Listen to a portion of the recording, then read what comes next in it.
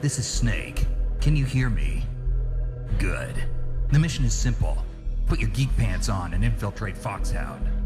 If you need backup, contact Ken and Chris on their codec frequency. Ready? Snake out. Hey. Hey. I noticed you checking us out. Yeah. Stopping by, making sure that we're wearing our geek pants. Trust me, if that shirt is no indication, we are proudly wearing our geek pants. And thank you once again for coming back to our Camcast. This is number 48. That's correct. Coming down. We're coming down to 50. 50's a big one. We're going to do a draw on the 49th episode to figure out which episode we should, or what movie we should devote it to. And sadly, so far, we only have 2 people that have entered. 2 people. So get those in. Let us know what you want us to talk about. At least make it a third choice of some sort, right? Yeah, because the hat picking is going to be kind of boring if it's just 2. Well, no, you make a whole bunch of fakers. Yeah. Make it a little real. Because so far, it's Blade Runner, and what was the other one? Yeah, it's the 2 Blade Runners or Nacho Libre. Oh, right. That's right. The 2 Blade Runners and Nacho Libre. If anyone's going to pick a Blade Runner, though, I want the first one to be picked. At this rate, we might as well just do both Blade Runners and Nacho in between as an intermission. Oh, that's not a bad idea. Because it actually has been quite a while since I watched Nacho Libre, but I did thoroughly enjoy it. I will say that whichever one doesn't win, we'll still do that one. It just won't be for number 50. Yeah, that's right. Yeah. It'll be like 51. If we don't have a better idea. 52. But yeah, we'll see. So I don't know if this is any indication. What can we be talking about today? Well, there's only a hint. Or 3 hints, I guess. Snicked. Ah, nice. Snicked. Very nice. It's been a while since I've heard that. We're going to talk about the Wolverine trilogy. I was actually calling it the Logan Trilogy. The Logan Trilogy? Just because I think it's better than the Wolverine Trilogy, because it's really just like, it's X-Men Origins Wolverine. Yeah. Then it's The Wolverine. And then Which Logan. is always funny because we're making a joke about Yeah. sequels and stuff, but it's like, okay, so it's like the Adamantium or whatever. But anyway, so then of course Logan to end out the run. But this... The funniest thing about Logan is that he goes by James Howlett. So he finally gets a movie called Logan. He's not called by Logan. It's funny because like, I It's caught that hilarious. and I was like, that is Kinda actually funny. really funny. Yeah. But I guess at some point when you get all your memories, then it really doesn't matter, right? Doesn't matter anymore. So I mean, it'd be like me, where there's people that call me Chris Conkin, or there's people that call me Chris Mercier, and I don't correct them because, why would I, right? People still call you Conkin? Oh yeah. Yeah? The hardcore St. Pat guys. That's been years The ago. hardcore St. Pat guys that Okay. I don't hang out with a lot. Yeah. Unless they've bought stuff from the Power Center from me. Yeah. Because then they're like weirded out by it, and they're like the last one I was talking to. Oh, did you get married and change your name? that would never happen. That would never happen. You should let that one fly though. Oh, I got married and I changed my name. Take a look at the faces. I guarantee you they would think I was 100% less manly. I'm not even that manly to begin with, so I don't want to lose any of those valuable points. It'd be a good prank. Yeah, no, the last time it happened, it was recently, about a month ago, and the guy was like, yeah, because I noticed your last name, and I didn't really want to ask. And the only reason why the conversation came up was because in high school, he went by Ronnie Frost, right? Okay. But then in his emails, it's Barry Frost. So then I was playing the game like, was he always Barry? And it was just his middle name was Ron, and he was he didn't want to go by Barry type of thing, and that's exactly what it was. And then, but when I brought that up, he goes, yeah, well, because you were Conkin in high school, and I was like, oh, right, yes, well, and I explained the scenario. Mm-hmm. But yeah, so I don't correct people unless they ask, unless they're really just like, yeah, so that's kind of weird, eh? Yeah. Well, because if you knew me as Conkin, for me to actually go, hold on, now you gotta call me Mercier. I just imposed the limitation on you, right? Mm-hmm. Doesn't matter that I'm the same person. Say, wait, what? Yeah, wait, what? And then they want to know the story. Yeah. And then when the story turns out to be like a boring, one of those not exciting at all. In fact, that's kind of... I thought you were just wanted or something. Kind of lame or something. Do alias. Yeah. Although, really, I just changed my name and nothing else. Yeah. I'm not even wearing lips No. to try to make myself look a little bit taller. Wearing the same superhero shirts. Yeah, it's not even... It's the same... I have 2 of these. I actually won. I finally threw it out because it was just starting to do the crazy holes, and I was like, wearing it as a around the house piece of shit shirt. But eventually, I was like, this is too piece of shit for piece of shit. So I gotta get a new shirt. So comes to that point where you got more piece of shit shirts than good shirts, and you're like, well, something's got to go. Well, yeah. Well, it's like upgrading is hard for me, right? Because of my height. So I got lucky with this guy. Fingers crossed I'll get lucky with Nightwing. Mm-hmm. One of these days, hopefully I'll get a replacement for that Winter Soldier shirt. If not, I mean, it'll die a good death. I can give you that much. You know? Graduated to piece of shit shirt. Yeah, I'm really disappointed that because of Endgame, they didn't have just like one last kick at the can for that shirt. Yeah, why didn't they? I would have bought it in a heartbeat. Done a bunch of re-releases. Well, maybe it'll still come. I don't think so. I mean, granted, he was only in that costume for like the 10 minutes. Yeah. If that. Not even. 5 minutes.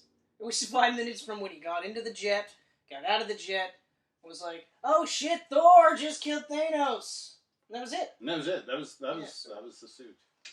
Anyway, enough about that shit. Yeah. Let's talk about this shit. Let's talk about MCU. this shit. We're not here for MCU. We're here for X-Men. Before the MCU. Yeah. Although I find it funny that, like, Disney is like, hey, Fox, like, what the fuck? Yeah. Your Dark Phoenix movie bombed. Yeah. Horribly. Yeah. And Stuber bombed. Yeah. Horribly. Guys, what the fuck are you doing? It's like, well, I don't know. Well, let's see. You didn't really promote it properly. You let critics shit all over it before it was released. Not even. They pushed it back with fucking pointless reshoots. Oh, yeah. So that's always a bad sign. Anytime anybody hears a movie got pushed back, they go, "Ooh, what's wrong with this movie? It's got to be reshot, right?" Never mind, like, reshooting is just a standard thing that every movie's done ever since the beginning of time. Yep. Right? It's just now that we talk about it all the time. Oh, it's a reshoot. Something must have happened. What's wrong with it, right? Although I still maintain New Mutants is not coming out. Are you still as positive that it's coming out? It's going to get released. I don't think it's going to theaters, though. No, of course not. No, of course not. Of course not. It'll probably go on Hulu just because we don't have Hulu and I can never watch it. Well, you won't be able to watch it through conventional means. Yeah. Legally, you'll be able to watch it. Yeah. But yeah, so they promoted it terribly. And even the little bits of promotion that they did do was so off the mark. Oh, yeah. Totally off the mark. Yeah. And Stuber, honestly, I'm surprised that it bombed. I didn't think it was going to be like a blockbuster smash hit, but I thought it would actually make money. Because it looked hilarious. But, like, someone posted on Twitter, I've been having a lot of arguments on Twitter about this stuff with people. Just because I'm passionate about That's probably why I don't go on Twitter. I'm passionate about I feel like you're just one of those guys that's just like, fuck you, you're wrong. I'm right. No, it's not that. It's me just saying something simple and then getting destroyed by people and then going, fuck that, and the ogre comes out because I don't put up with that shit. Now I kind of want to read your Twitter. Yeah. But I do find it funny though, because even like on the Geek Pants Facebook thing, there was a guy that, because I made a comment about John Wick killing Thanos, or someone made a comment about John Wick killing Thanos, and the guy was just like, oh, come on, John Wick, blah, blah, blah, and I was just like... That would never happen. I was like, well, if the undefeatable Squirrel Girl can beat him, then why not John Wick? And then it was like, well, okay, Chris, so here's the thing, and he went through this thing, and I almost responded, because I was like, are you fucking for real? Like, I thought the Squirrel Girl thing, is funny. Yeah. And that's kind of what I was going for. I never realized he responded to you. I never saw the response. Oh, yeah. I gotta look now. He, yeah, he definitely responded. It wasn't like, oh, fuck you, Chris, you're wrong type of thing, but it was just one of those, like, you're taking this way too seriously. You know what the funny thing is, too? I don't even think that guy actually follows us, so I don't know how he popped on there as that. But yeah, no, it was just meant to be a funny little picture. Even just the... I think I have it, actually. I think you made me, like, the webmaster. You are the webmaster. So that, like, I get all those, like, hey, to boost for more money. Where is it? Where is the picture? The picture is not here. Timeline photos. Let's go with timeline photos. I'm feeling good about timeline photos. And... okay. Ken just wasting time now. Ah, Ryan Edwards, okay. Oh, wow, you found it way quicker. You must be the master. Oh, there it is. Now I find it.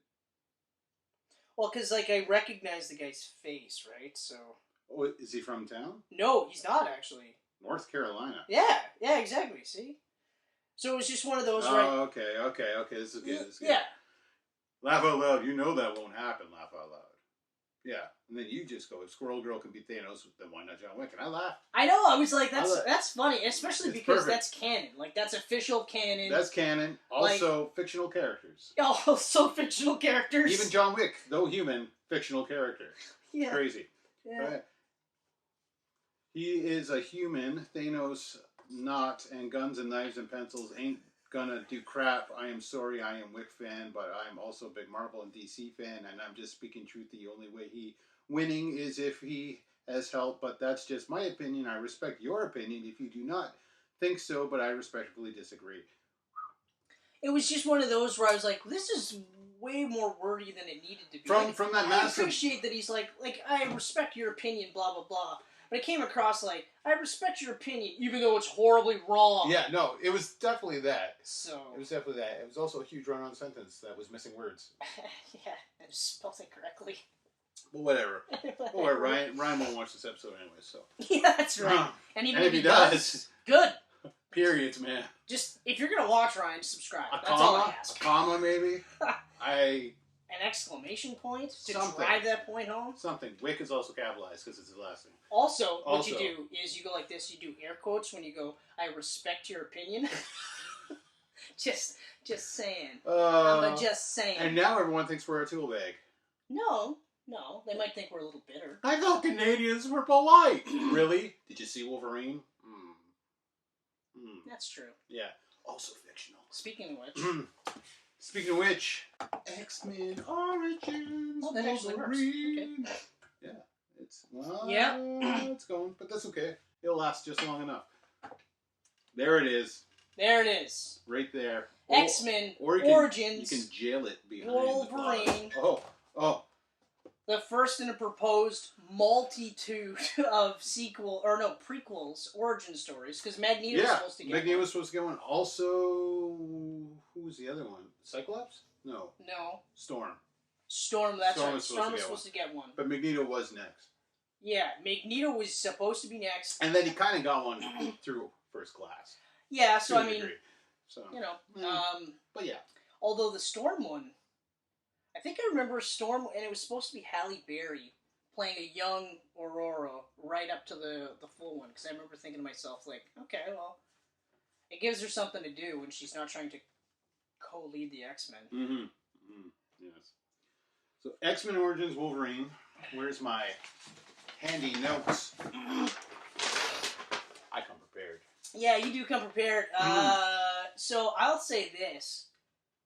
For me, it's largely the first half hour of the movie, and then a couple parts here and there that I liked of this movie. The rest is serviceable. It's not like it's garbage. It's just one of those where, we've been talking a lot about marketing and how movies are marketed, and how, like, if you market a movie a certain way, it'll make people think that it's a certain type of movie, right? Like Hellboy, they tried to play it off more like it was a comedy, instead of playing up the horror aspects, and even just kind of saying, like, this is a horror comedy. Also saying he's a hell of a superhero. Wrong.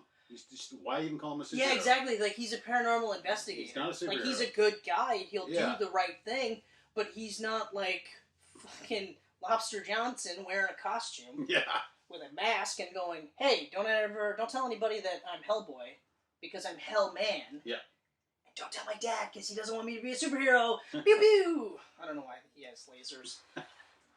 But, anyway, so like, this was one where they marketed it like it was, they marketed like it was a serious, straight-up origin flick with action. Mm-hmm. Instead of billing it like an 80s over-the-top action flick. If they would have billed it like that, I think it would have done a lot better, for one. Yeah. And two, they could have leaned into it a bit more instead of trying to make it like a really serious movie.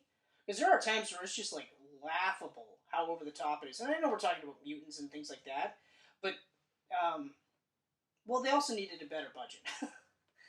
Yeah, that's the the budget. first big thing The budget, that I have to say. Like, I feel like they blew the budget in the first, like, 10-minute sequence where they established that Victor and Logan, or James, sorry, are half brothers. Jimmy. Yeah.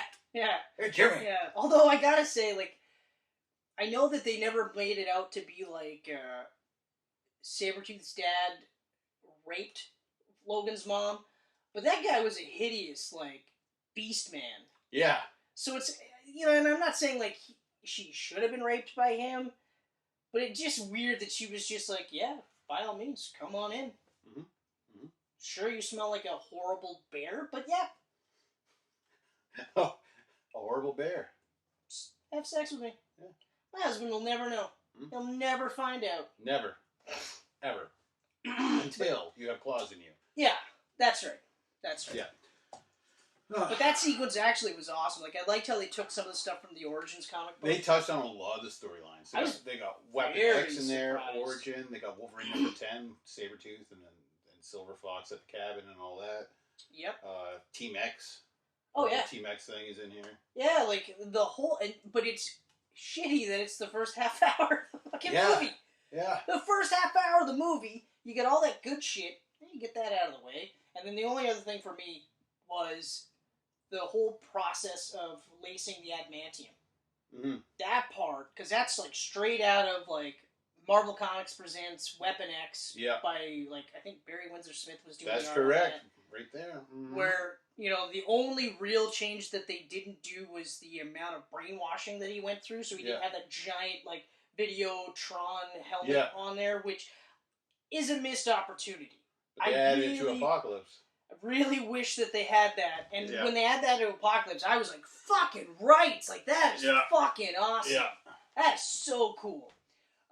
But they kept him largely naked.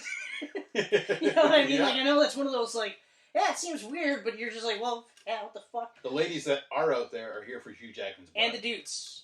And the dudes. I guarantee you there's more dudes, actually, than ladies. Oh, probably. Yeah. I know there is at least one lady. She's sitting downstairs right now. Oh, my wife, too. Really enjoys that scene. I don't know why. My wife doesn't drool over him, but there's a couple of guys I wish I could remember the ones where she's just like, oof. You guys have the whole celebrity deal? Where, like, Everyone. I think if you're a normal person, you have, like, that celebrity deal. Because, like, realistically, it's so crazy to think that something like that would happen. Like, not even just that you're talking to Scarlett Johansson, but just the fact that she's just like, hey, so I think you're cute. Would you want to have sex with me? I'm sure she words it like that, too. Yeah, absolutely. Or no, she'll probably just be like... Straight to the point. She'll probably just be like, hey, so I noticed your penis is not inside me. Let's change that. It's just like... Because I think part of it, the women play this game, too, where they go, they wouldn't fucking be able to do anything. Because let's face it, like, if Scarlett Johansson... Yeah. Even if she said it the nicest way possible, was like, hey, I really feel like we got a connection, and I would like to take this further, I'd probably just be like, you sure you want it with me? I mean, yeah, sure. Can you give me a minute? Because it came in my pants already. I don't know why. I have no idea why, So that's yours. Well, Scarlett Johansson, I think, is on, like, everybody's list. Yeah, she's up there on everyone's. I think if you don't have her on your list, something's wrong. Yeah. Problem is, my list is probably really long. Dwindling to like a top 3 is hard. Well, yeah, because like I always think about this. Like the older I get, I realize like it's actually becoming a list of women that I wouldn't sleep with. Mm. You know what I mean? And even that's not like it's this long list. I think there's much shorter, probably. Yeah, but there's only like, and I mean like it's like I would never sleep with them, like ever. Like Angelina Jolie. That's a shocker. I would never sleep with her. No. I have only ever found her attractive in her early days of her career. Like Hackers and stuff? Hackers and, was it Gia? Gia, yeah. Everything right up before Girl Interrupted, because right up until that point, like, she had a healthy figure to her, she looked normal, she didn't, and then once it was, like, Girl Interrupted and she started to explode, rail thin, looked like an alien all the way through, even until now. I'm being nice, too. I'm being nice when I say she looks like an alien. So she'll fit right in with the Eternals. If that movie gets made, we'll see. Yeah, we'll see. It's already being made.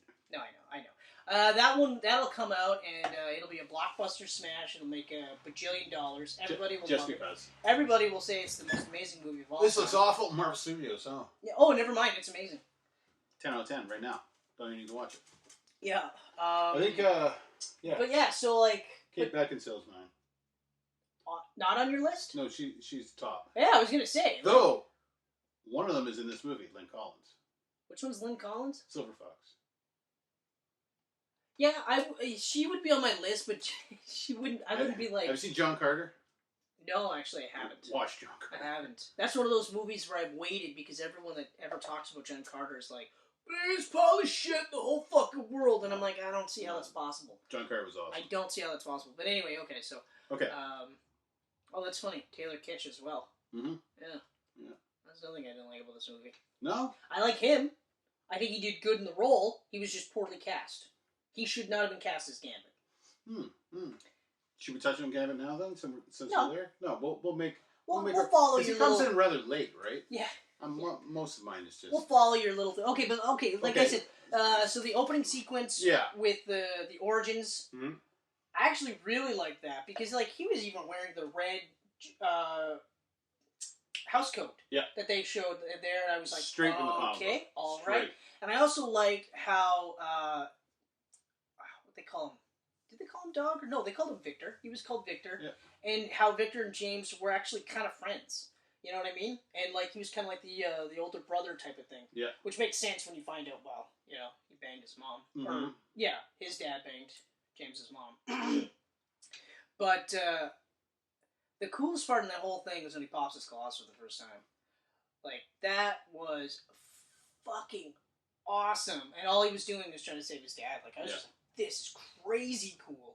But then of course, you know, now Victor's just like, okay, well you're just like me. We gotta get the fuck out of here. And I thought that was cool. And then it led into one of the best sequences I've seen in a long time. That opening sequence is amazing. Doesn't matter how much you hate this movie, that opening sequence, how like it's showing them and then it's going through all the wars. They're in like the fucking Civil War. Yeah.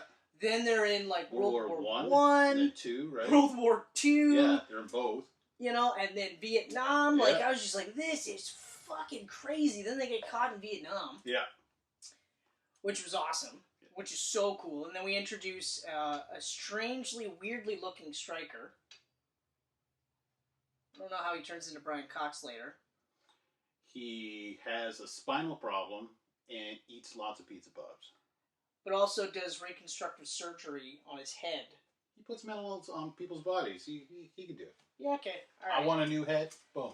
That's new head granted. That's fair. All right. At least like in the new class area or first class era, you see where that guy becomes like he can be in Stryker in the Origins movie. Yes. At least there you're like that looks a lot closer. Yeah. It's just like great casting for Stryker. Like I'm not knocking that. No, Danny Houston's a great actor. He's a great character actor all the way through. Oh, absolutely. And a really good one to follow up. The only other part that actually kind of bugs me is he doesn't look like he's that much younger than Stryker. There's like a 20-year gap. Yeah. Or 30-year gap. It's probably... Well, Cox has got to be... Well, what age would he have been back then, though? Yeah, they're probably they might even have been the same age. They're probably pretty close. 10 years tops difference. It might not be that far of a difference in age. Yeah. But anyway, although age is kind of funny, actually. I'll say this real quick, just because, like, so the latest season of Flash that just passed. Yeah. You didn't see it yet, right? I haven't seen it yet. So I got lots of catching up I'm going to spoil a little bit of it for you. Okay, and then? Yeah, they probably all watched it. Yeah. But anyway, so... Like, you're a geek and you haven't watched Flash? They actually introduced Flash's daughter from the future. Right, okay, yeah. And the actress playing her is older than everyone else on the set. Oh. Which I thought was hilarious, actually. Because, like Gustin's, I think, only, 31, 32. She's, 34. She's older than every single, of her parents and all the other... unless they're supposed to be older. So I got a kick out of that. So age is kind of funny. But she's on my list, actually. That actress is on my list. Welcome to the list. Yeah, congratulations. It'll never happen. You have nothing to worry about, ladies, on that list. Yep. Because, again, like I said, even if, Kate Beckinsale, prime example. Hey, Chris, let's have sex. I'd be like, I would love to. I just can't because I'm so intimidated.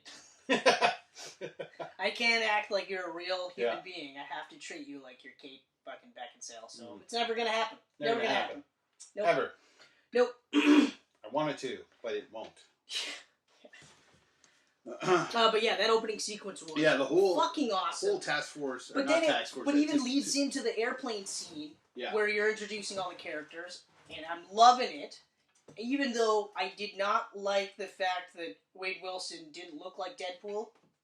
You know what I mean? Like, they did the colors, but the casting Ryan Reynolds was awesome. Like, I was just like, this is great. This is where it happened. It was right This is so great. This is so great. And I was like, okay, well, this is an origin flick, so, I mean, he'll look different. And then we can lead into afterwards. And I was right. They changed his appearance for later on in the movie. Mm-hmm. I just didn't expect that shithole thing that they did there. That horrible, horrible shithole thing that they did to Deadpool. But anyway, that whole sequence, and then even the elevator. The elevator is my favorite. The elevator's awesome.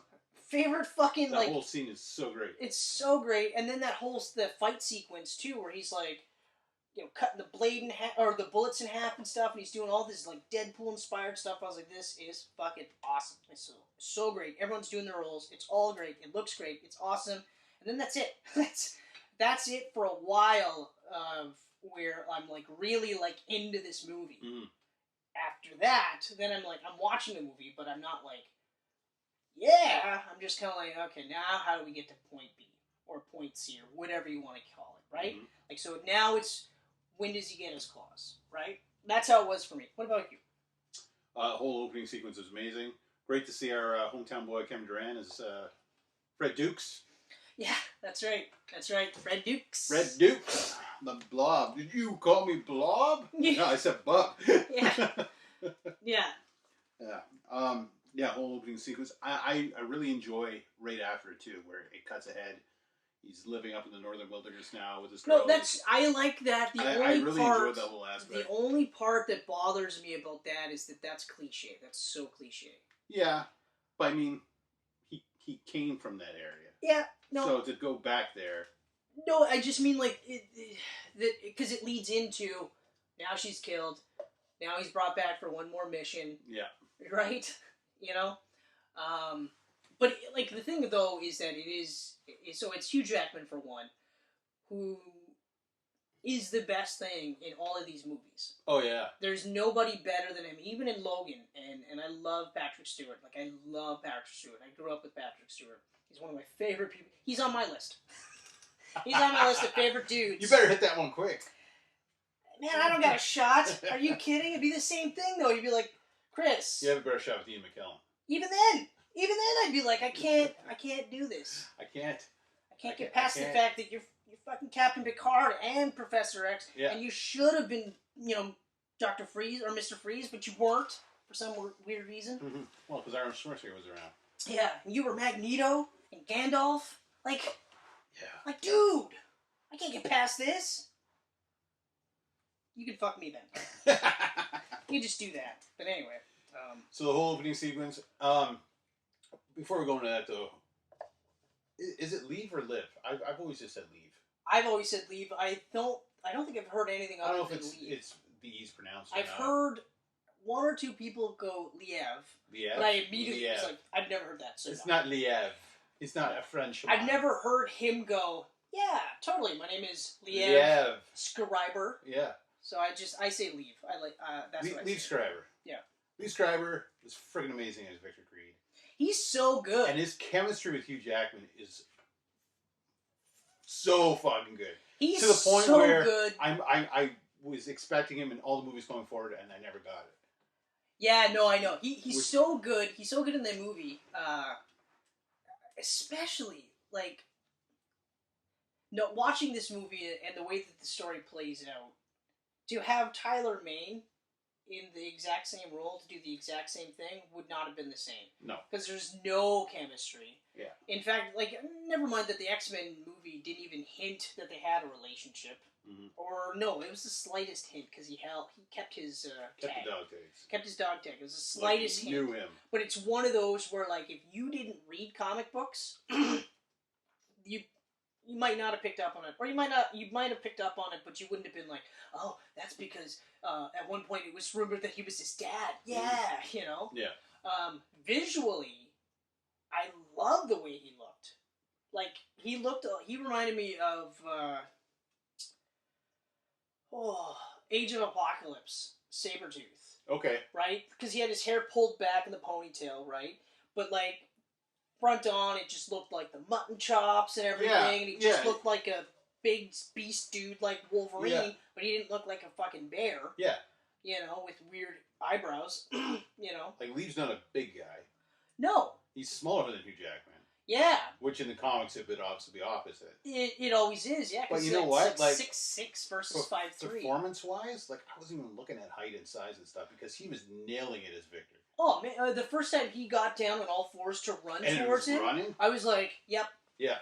You never see Sabretooth do that in any of the comic books, but I'm like, moving forward, they definitely did. Yeah. You know? Oh, absolutely. Because that was awesome. The fight scene, even though the budget could have been better, was still great. Yeah. You're talking the opening one at the bar? Yes. Because that's the first time they really fight, right? That's right. Okay. That's what I'm talking about. We're jumping ahead here. But that's right. Not by a lot, but yeah. Yeah. Yeah. Because he's introduced, he's going around, and he's killing all these team members, Team X. I keep wanting to say friggin' the Suicide Squad name. Oh, yeah, no. No. Don't. No. It's the X that throws me off. How? It's the X. Task Force X, Team X. Why don't you say, like, Weapon X. Just Weapon X. loop them all into Weapon X, right? The Weapon X team. Yeah. Right. Yeah. So he's going around killing all the old Weapon X guys. Like Dominic Mulligan. Will.i.am. Will.i.am was funny stunt casting, I gotta say. Yeah, that was funny. Because I rolled my eyes when they cast him, and then when I watched like, Will.i.am, what? I was like, why? But then I was like, okay, so he's not really doing anything. He's not really doing anything, and I mean, he was good enough for what it was. It wasn't a big role. No. He wasn't in it long. No. Dominic Monaghan was the one where I was surprised that they killed him that quickly. Yeah. That one really surprised me. He's a great actor. Yeah. And that was a really, like, his scenes were really cool. The way he was, like, moving everything. Oh, and yeah. The lights. And, yeah, it was really like you said, they're using the budget up real quick at the beginning. Oh, yeah. Yeah. I remember when that uncut copy was released. And it was just, you're like, well, when the movie comes out, it'll be a lot better. Yeah. And when it came out, you're like, no. I mean, it looks better. Yeah. It's a bit more polished. Not much. But we're still talking about polishing turds. Mm-hmm. And it's still a turd. Fuck. So yeah, they kill him off. And then Sabretooth goes after Wolverine. He was going for Wolverine. He's going to take out Silver Fox first. Yeah, that's right. That's right. Straight out of the comic books now. Oh, yeah. Straight up. Wolverine number 10, which I believe is the first time they ever met, was Wolverine 10. I believe so. I don't think they ever met in the X-Men books before that issue. No, because his first appearance was Iron Fist 14. Yeah, that was 70... That was 77, I think. 77? Same year as Incredible Hulk 181, I think. No, because Incredible Hulk 181, isn't it 80... No. Oh, it's 70s. It's 70... Oh, maybe it's 74. I think it's 74. A few years That's back. right, because I remember Marvel cards had it where it was like 83. And That's how I remember wrong. That's how I remember my first experience. That's wrong, because I knew that it was 74 and not 83, so I was like, oh, that's a fucking error. Yeah. Anyway, that's how cool I am. You're pretty cool.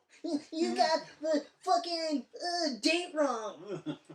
Although it's, what was it, 183 for Hulk or 184? 181.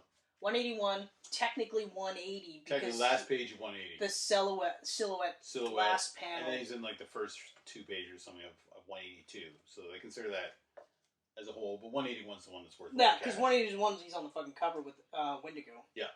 That's a great cover too. Amazing cover. Even though the costume isn't the exact same, mm-hmm. It's that whisker costume. Still looked awesome. I'll forever regret having to sell that issue. Yeah, no kidding. Hurts. God. Too bad you had to be addicted to drugs. All that cocaine. Yes, all that cocaine. Yeah, that's right. I'm glad you're better now, though. Yeah, we're good now. Oh, yeah. Especially now. Hey! Yeah, this is the best time ever. Yeah, so I think it's right about the time where... Actually, no, that's not true. It's right after Wolverine becomes like Wolverine. Yeah. That's when the movie starts to downshift for me now. Because the more I talk about it, because I'm still in it because like he kills Silver Fox. So now Wolverine's like, you're gonna die, motherfucker. Mm-hmm. And then Sabretooth beats the fuck out of him horribly. Yeah. So like, I do like how that's the reason why he goes back and goes, okay, all right, that thing you wanted to do, let's do it. Pump me full of adamantium. Yeah. I don't give a shit. It's like, yeah, but you might die. I don't give a fuck. I want to kill him. That's it. And then, like, man, when he busts out of that tank, though, and he's screaming. This is where he packed on the muscle, right? Was this movie?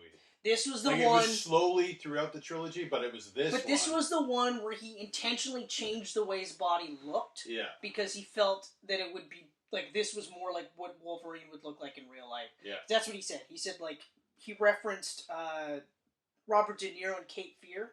He was just like, I just wanted to be, like, super cut and ripped and just look, like, primal. And I remember just being like, we always talk about in the previous movies how Jackman got it right away. Yep. You know, and Singer and the writers, they all got it. But, like, he really got into the character so much so that for him to actually do that, because he didn't have to do that. No. He could have looked just like he did in X-Men 3, The Last Stand. Especially, he's a producer on this one now, too, so he could have that call going, I'm not doing that. Yeah, he could actually sat there and said, I'm not going to devote half a year to eating, training, doing steroids, you know, and just training his fucking ass off to look like that, you know, for the 3 scenes he had his shirt off, give or take. Give or take, yeah. Or was the whole last fight scene with his shirt off? No. No, that's right. That's right. He had his wife beater. It's really mainly just the adamantium scene. Yeah. Where he just gets out of that tank. Apparently the tank was freezing cold. He wanted ice cold, like ice cubes. That part there is crazy. Yeah. That part. So crazy. When he does sit up, he's just like, oh, I fuck. Like, yeah, but still, that was like, I don't know who you are. You see that scene, you're like, oh, yeah. He's just like ripped out, like, bah. I was like, fuck, man. Because, like, I don't think I mentioned it in the X-Men trilogy we were talking about, but when they do the flashbacks to the Weapon X stuff, I was like, man, this is so awesome. Like, they had the lines all drawn in, all the points of entry for all the... I was like, this is so crazy, like, that they even did that. Because, again, they didn't have to do that, right? But they did that. You know, because they knew they were going to lead into this, but the fact that they all tied it together really nicely was great. And yeah, once he gets out, it's, you know what, this is where I pinpointed where it starts to dovetail for me, though. It's right when he gets out of it, and he does the cross, like, X slash. Yeah. And then kicks the bottom out, and I remember just being like, why would he do that? Like, why would he do a stylized slash? It would be just a rapid, here's a hole, climb out of the hole, not a stylized X. Imagine if it was all slow and perfect, just like... Yeah! Oh, might as well! Perfect little square. You know? And then, yeah, like, shortly after that, I just remember being... That scene was all for trailers. That's what that scene was. Oh, yeah. So when you see this in the trailer, you're like, whoa, yeah! In the trailer, it looked really cool. Yeah. In the movie, it was one of those, like, wasn't really cool, guys. Sorry. But, like, when he's trying to track down, you know, Sabretooth, the stuff with the blob was funny. Like, it was actually really funny. Yeah. The sequence there was pretty cool in the boxing ring. I thought that the was whole all sequence was good. I enjoyed all that. Oh, yeah, because we got Will.i.am back. That's right, he was there for a little bit. But before we get to that, he goes to that little farmhouse with the old couple. Now, this is where we get the worst CGI in the whole series. He pops the claws in that bathroom. That was so awful looking. Yeah, and also what bothers me too is, like, realistically, I don't care how cool these old people are. They were cool. You tear up my bathroom, like I find you naked in my bar. Yeah. Okay. So I let you into my house. I give you clothes that miraculously fit you, even though. Well, his son was the same size. It happens all the time. In movies. Okay. Okay. All right. Fine. Whatever. So for whatever reason, he's like, yeah, okay. So this weird naked dude yeah, I'll bring you into my house. Mm-hmm. Hey, you fucked up my bathroom, I don't even know how to explain how you fucked up my bathroom. Yeah. Like, you walk out like, I don't know what happened. Sorry about your sink that's cut in half. How the fuck did that happen? Yeah. I don't really want to talk about it. Okay, fine. Anyway, you want to continue having dinner? That's cool. Yeah. Yep. You know, that part I was just like, it was unrealistic. Really unrealistic. It's like, okay, for me, I'm a nice guy. I take you in. If you fucked up my bathroom, and then like literally all you said was, I'm sorry about my bathroom, I'd be like, what kind of shit am I into now? Did he say he was going to pay for it? Of course he did. Yeah. Of course he did. But it's still just like, what kind of shit did I get into by letting you in my fucking house? Yeah. You know? The whole purpose of that whole scene was to show you the origin of his jacket and belt buckle from the trilogy. Yeah, I know.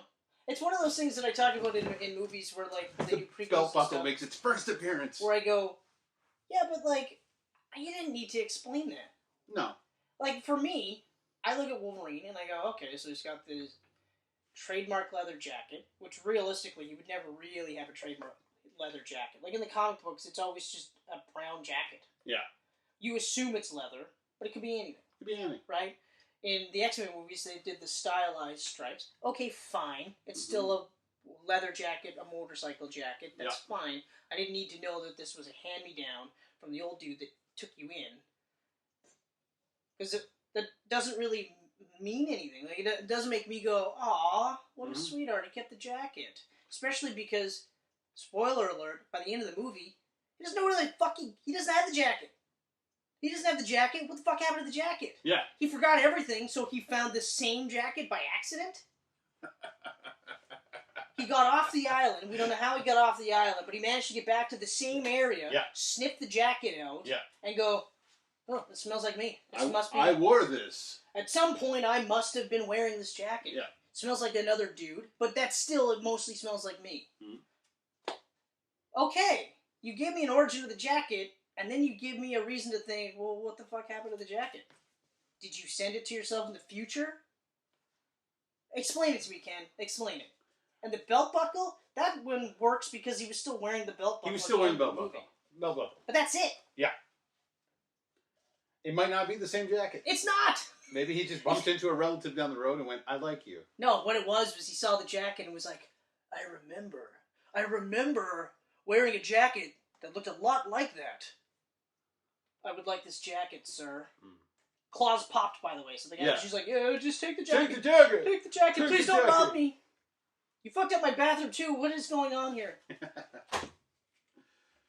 So yeah, we get that whole thing. We get him killing Agent Zero. The helicopter fight. Oh, my God. The helicopter fight. Oh, my God. Was it me, or was, like, all the stuff with Agent Zero really shitty? I mean... And this was the guy that was supposed to be the stand-in for Maverick. Yeah. Which, sorry, you should have just been Maverick. Because that would have been cool. Maverick was always cool. I remember, like, in the first run of the Jim Lee Claremont X-Men run, like, right after the first 3 issues, you got into the Omega Red arc. Yeah. And they brought in Maverick, and I was like, who's this guy? And then you find out that he's part of Weapon X, you're like, this is starting to sound really cool, you know? And, like, Omega Red is, like, Russia's attempt at doing Weapon X, and he's like, this is getting to be pretty fucking crazy.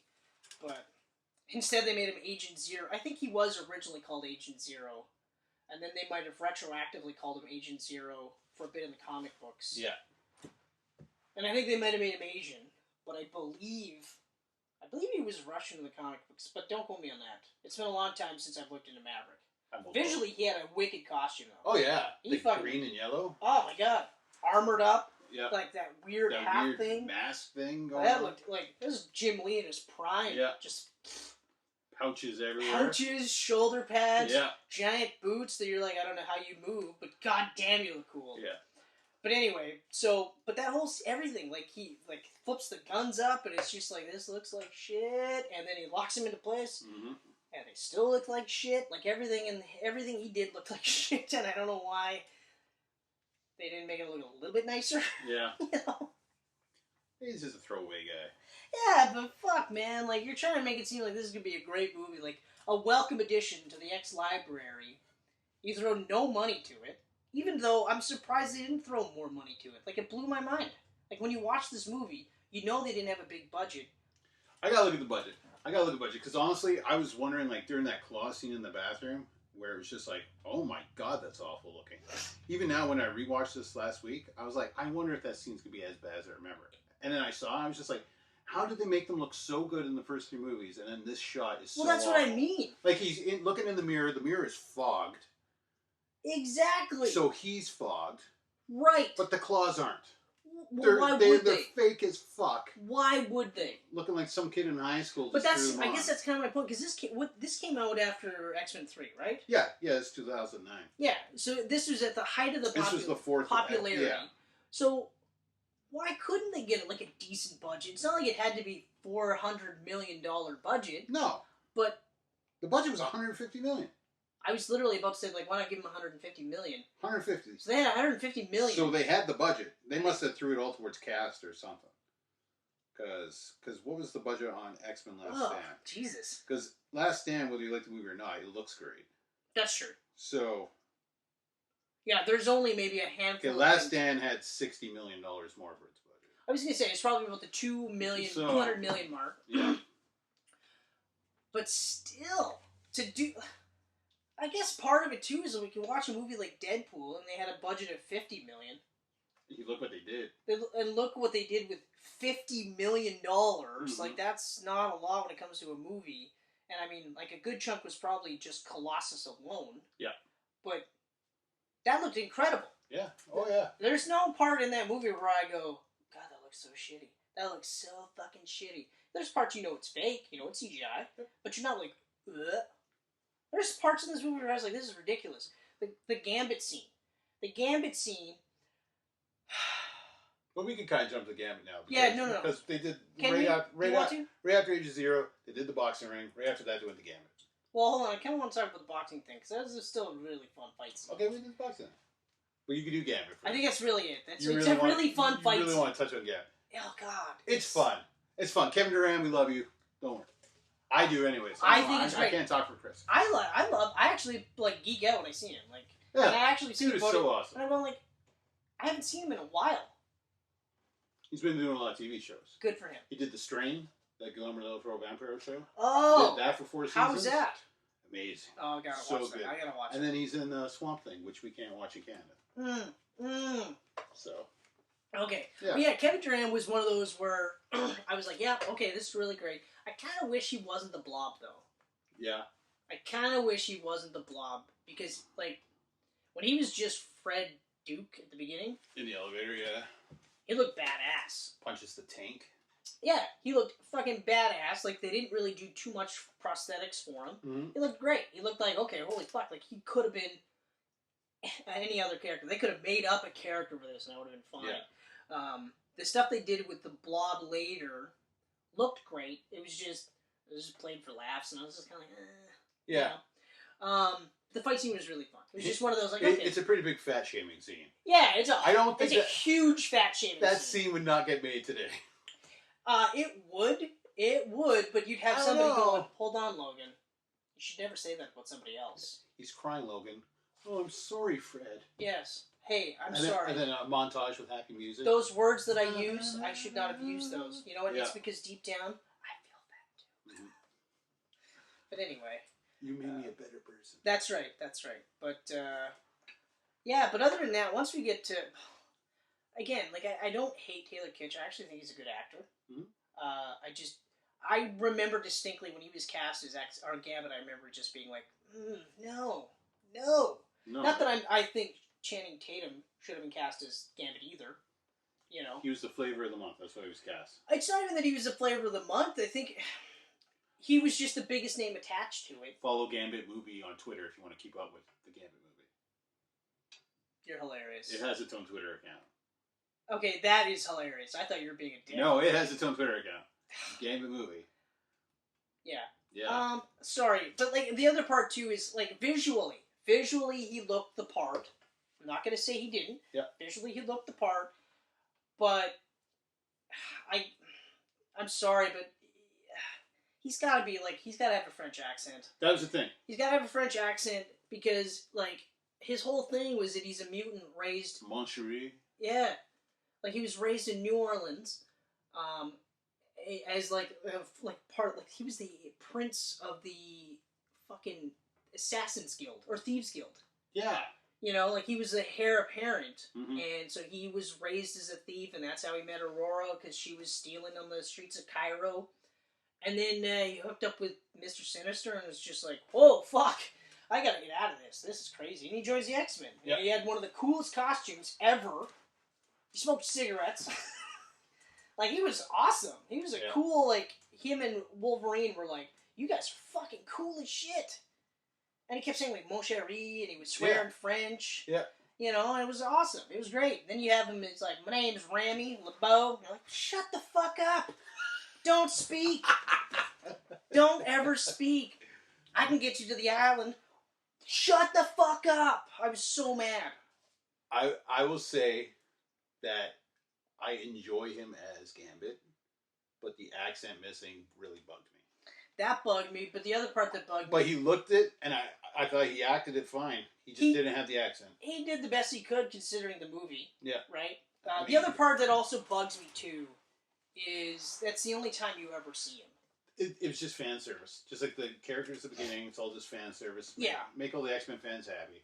But that's one of those where, like, yeah, but I would have liked to see more of them. Mm-hmm. You know? The other part, the biggest part, the one thing is the whole fight scene with him and Wolverine is so god-awfully bad. In the alleyway? We see a couple of cool parts with him charging up stuff, which is great. That Jump off the rooftop and coming down. But that weirdo Mortal Kombat flip he was doing. Oh, yeah. Slow-mo flip. Mm-hmm. The cart part was cool inside the casino. The cart part was really cool. They threw him up. That part was really cool. Except they had it so that he could mentally control these things. And that's not his power. No, he's got to touch them. Charge them up, throw them, and they explode after a certain amount of time. And why does he do playing cards? Because he can actually throw them really well, and less time. So it's instant. It's boom, boom, boom, right? But so, okay, they took some liberties with his powers, but that whole fight sequence was the most god-awful thing I'd ever seen in this whole movie up to this point, except for Agent Zero. Agent Zero's the winner. The winner for being the worst CGI aspect, but the slow flip, him climbing up the ladder, and Wolverine is just slashing away, looked ridiculous. That scene doesn't make sense because it would just fall. Exactly. And he's cutting it, and it's like it's dropping, but I was like, how does this ladder work? Exactly. And also... how does this ladder work? They've never, ever presented Wolverine as being stupid in this movie. They don't present him as a genius, but they also don't say he's dumb as fuck. Yeah. This whole sequence is him being dumb as fuck. Like, this is what he's doing instead of anything other than this, right? Like, sure, he actually ends up winning and makes Gambit take him to the island, but the whole... It would have been better if he would have just, like, jumped up, clawed his way up the wall, and then fought on the rooftop. Yeah! Or, like, kicked him off, and then they fought in the alley. Like, there's so many other ways to do it. Or even, like, have him fight to a standstill. Mm-hmm. You know? Like, claw to the face, bow staff to the neck, and it's charging, and he's just like, okay, are you going to be able to stab me before I blow your brains out? Well, something like that. Mm-hmm. Then I'd be like, okay, maybe I'd be more forgiving of the southern accent. But, anyway. Let's go to the island. Yeah, let's go to the island. Why are you still talking? Dub him over with a French person's fucking Remy, voice. but they call me Gambit. Why do they call you that? Don't ask questions. I don't have an answer. I was a thief. They call me that. Why would they call you Gambit? Does it have anything to do with your life as a thief when you were growing up? It's in the script. I'm Gambit. He's literally like, I'm just reading my lines. I don't, in weird southern accent, Hey, Chris. I'm not supposed to sound French? No? Okay. Chris, why don't you lay off? It's a fucking movie. Let's go to the island. I got paid, and then I went and did John Carter, and I killed my career. Yeah. I killed my fucking career, okay? Never make a bomb for Disney, because your career dies. You know my favorite part about that, though? Is that, like, Disney blames everyone in that movie except themselves. Yeah. Oh, yeah. And I'm not even sure like I said, like anyone that I've seen that has actually watched the movie, they're like, I don't know what people are fucking talking about. Like, it was a good movie. Yeah. It was a great movie. You know, I think one of the things I would have done differently was I would have tweaked John Carpenter's look so that he wasn't like He-Man on the moon. Yep. But other than that, you had Mark Strong, right? You had an excellent cast. It looked amazing. It's a great movie. But because it bombed, Disney was like, hey, it's everyone's fault but ours. You put the fucking movie out. It was directed by the guy that does one of the Pixar guys. It was the first live-action movie he ever did. Oh, they hung him out to dry big time. Yeah, like this guy made all these big hits for them. But that's the other part too. But now everything is Fox's fault. See, because Disney's never made a bomb ever. I love that ever they're in just the past. like, guys, what the fuck? And it's just like, you didn't have to release these movies. It's like Tomorrowland, A Wrinkle in Time, The Nutcracker. Like, you got a big fucking $200 million bomb a year. Oh, just so happens Fox is this year. We could blame everything on that. Hold on. What about, like, Lion King? That didn't do that well? No, it's big money. Aladdin? It's almost $1 billion already. What? Aladdin's over $1 billion. Wow. Yeah. Yes, it's the Disney hypnosis that they got everyone under. Yes. It's like, Aladdin's over $1 billion? Wow. Okay. Wow. You know the biggest problem I have with Aladdin is the casting of Jafar.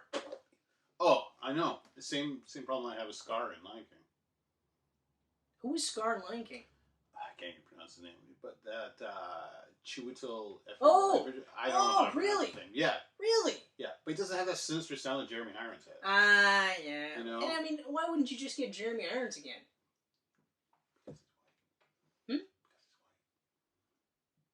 The whole cast was black. Because he's white. Yes, okay. Yes. You can only be white in the movie if you're Timon or Pumbaa. Okay. All right. Don't ask me. No, you're right. Like I asked you, and you're giving me the honest answer. It's the reason why James Earl Jones is the only original cast member to come back, because he was the only one that was black. I didn't even know he was the only one that came back. Yeah. I actually He's the only one that got back. And that's weak. That's weak. I don't know. I would have recast Jeremy Irons in a heartbeat. Yeah. Scar was so good.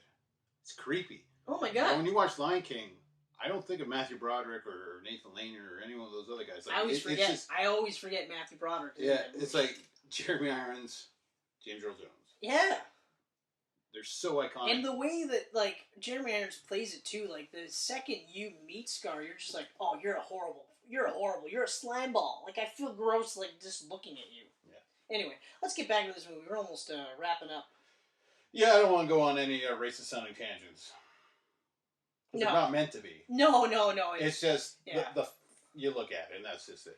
It's, okay, so then, when we do...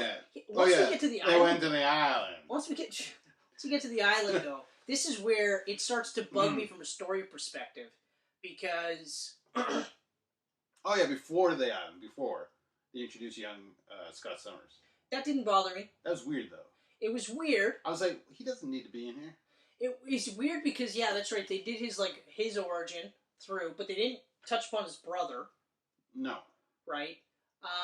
And to be honest, see, that's one of those origins where, like, they could have done their movie with him and Alex Summers and even tie in the third Summers brother, Vulcan, because I can't remember what his Gabriel?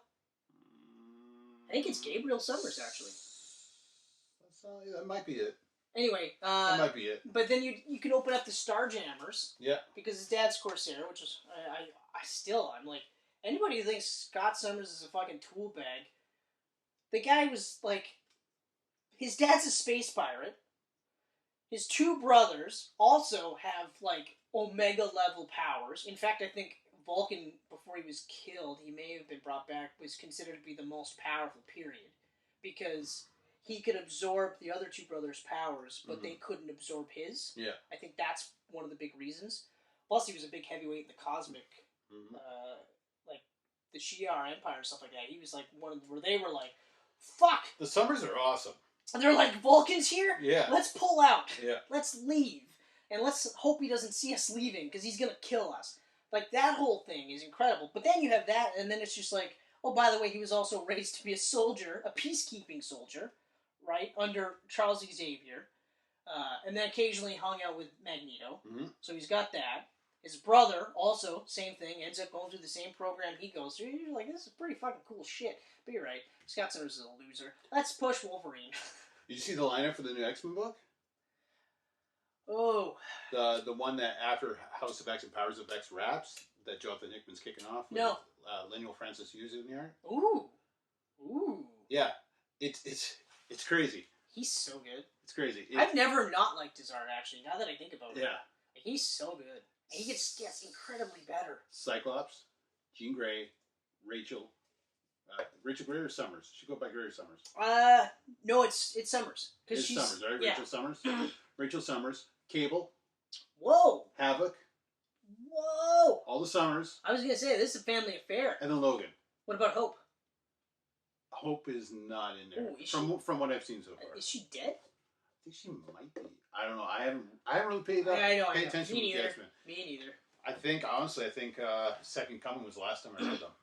Was that Messiah Complex Second Coming run, where Hope was introduced? Yeah, no. I checked out a large chunk of the Cable run. Yeah. Because that was just because of crazy good. That was crazy. I wanted to read it, like I did, but I couldn't get it. Like I don't like Ariel Olivetti's art. I don't like his art. On another level in this book, though. Yeah, Ooh. I can't get into it. I don't know. But I mean, it's too digital looking or something. I don't know. Maybe it's just the colors that's used, but yeah, maybe. They look incredible. Maybe, but yeah, that's really the last time I read it. Also, House of X will blow your mind if you read it. Yeah, I know. I've what was the Moira McTaggart spoiler?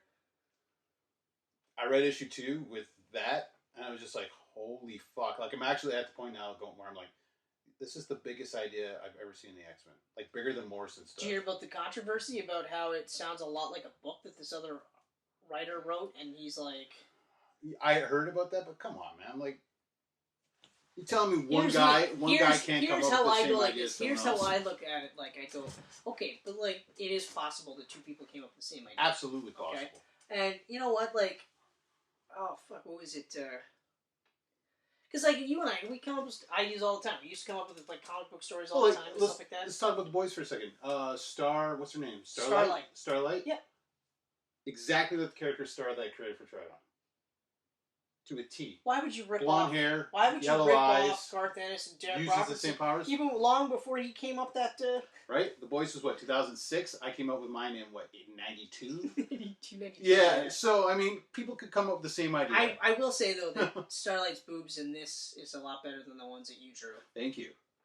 I'd be worried if you preferred mine.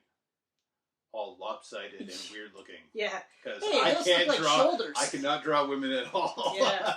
Real quick. Yeah. I'm glad you finally finished The Boys. Incredible. Yeah. Incredible. So great. Watch The Boys if you haven't seen it. That's a perfect 5. Watch The Boys. We're going to be talking about TV shows coming up soon, and we're definitely going to start with Daredevil. For sure, starting with Daredevil. Actually, while I'm on the subject, because I want this on like actual evidence here, how do you want to do it? 1 episode a season? Or do you want to do one big giant episode and cover all 3 seasons? Episode a season sounds a lot better. An episode a season? Well, how were you thinking of doing it? I was thinking just doing the Daredevil in one shot. Alright, fine, we'll do it. We'll do it your way, whatever. I mean, when you think about the season, it's basically just like an 8-hour movie. That is true. And we're not really going to break down everything. Like, remember that time that... No. Ben if it's going to be like the way we do reading our that normal paper. stuff, all the stuff we normally do, it'll just be like, and this happened, and I loved this, I really hated this. Mm-hmm. Yeah, okay, alright, so, yeah. Plus, there's only 3 seasons, and there'll never be any more ever again.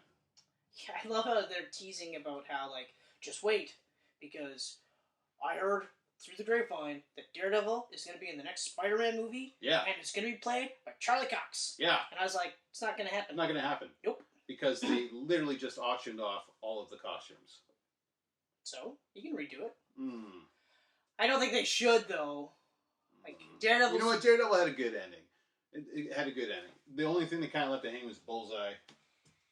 Like, if that would have been more definitive, his end, then that could have easily been a wrap to the show, I think it would have been a better wrap if he was wearing the Daredevil suit, though. Yes. Last shot of him in the Daredevil suit. Yeah. Even like a little bit brighter red. Just a tad. just a tad brighter red, but keep the same motif where it's largely black and stuff, and like the armored stuff is more red. Just have him looking over the city. Just Hell's Kitchen, hanging from across, because he does that. Then I would have been like, okay. This is what I'm secretly hoping for the next Spider-Man. Ready for this? Because at the end of the last one, Peter Parker gets arrested and refuses to fight because he doesn't want them to think he's Spider-Man. Right. Right? Who's his lawyer? You could go that route, or you could go, well, he's in, he meets Vincent D'Onofrio as a Kingpin. Ooh. Right? Ooh. Now imagine that. That would be really cool, but then you have to get Charlie Cox back as Daredevil. You have to. If you show just one of them, then you know the other's out there. No, I know, but then you have to have Charlie Cox as Daredevil back. That's it. Yeah. But Disney's probably like, he's too dark and tortured. Yeah. Even though that's kind of the point of the character. But whatever. Yeah. Anyway. He doesn't joke enough. So... okay, I think we're trying not to get to this part here. I think we're at the island. All this shit's happening. We're trying not to, but here, I gotta say this, though. Okay, so we mentioned the Cyclops stuff. Cyclops stuff didn't have to be there. Didn't have to be there. You could have just shown the kid with ruby quartz blockers, and I'd go, hey, that's Cyclops. What I didn't like was that we also met... Emma? Yes, we met her, and she had her diamond skin, which really bothered me, especially because you don't see her at all in the remaining movies, right? But they don't actually call her Emma. Okay, So I'm pretending it's just another blonde girl with diamond skin. All right, fine. Because I'll take it. First class right after this, we have Emma. I'll take it, especially because then if you look at the timeline, so this is what, like... 80 something? Let's say 80? Yeah. Early 80s. Let's say early 80s. Yeah. And then 20 years prior is First Class, because it's in the 60s. Right. So, another one of her powers is getting younger. She's got the Benjamin Button syndrome. Yeah, that would explain why she's not in any other movies after that. She died. Yeah. As an infant. It was her mutation, her evolution. Yeah. So unlike Grant Morrison, where she evolved into also having diamond skin, which is fucking awesome. This is reverse, where she loses the diamond skin. Or no, she still has that. Yeah. She's a powerful telepath, but not that powerful. She largely sucks. Everyone's like, oh, January Jones, she's a White Queen, this is going to be great. And then I watched it and I was like, what the I mean, I understand its direction, but what the fuck? What? If you didn't want to do the movie, don't do the movie. Say, I don't want to do the movie. Like, if your agent goes, no, you got to do this movie, it's going to be huge for you, and you really don't want to do the movie, don't do the movie. It was a good paycheck, I guess. Because she was good in The Last Man on Earth. I actually really liked her Last Man on Earth. She was good in that. I was like, wow, where were you in this movie? And then I thought to myself, it's probably because they did it just so she could do it. Yeah. But anyway, so that part I didn't like, and then I really don't want to do this because I feel like everyone's done this, but we get to what they called Deadpool. Yeah. They call him Deadpool. Yeah. That's really it. And then they fight. There's some good moments. I liked. Oh, not with Deadpool. That was the worst moment of the movie. The only part I did like was when what was it? I liked. Yeah. Wolverine goes, "Oh, Stryker did finally shut you up." That was it. That was funny. That was one of those just like it was like ha ha ha, but then it was like, yeah, but what the fuck? Yeah. Like if the opening sequence was any indication, I would have thought they knew exactly what they were doing with Deadpool. They really knew what they were doing. And then you get like, well, he was. Oh, that's right, because you find out because all the mutants that he killed, that Sabretooth was killing, was just so that they could take their powers and put it into Deadpool, so that he's got giant swords instead of claws, healing, teleportation, optic blasts. Probably something else that I'm missing, but whatever. I mean... The fight scene with Wolverine and Sabretooth... The Sabretooth Wolverine part was awesome. That was awesome. It was really cool. I also liked the part with Kayla. Silver Fox. Mm-hmm. I like the part where she's like, walk until you're... Yeah. Yeah. that I thought was really cool. Then you cool. get 2 after credit scenes in the movie because of that.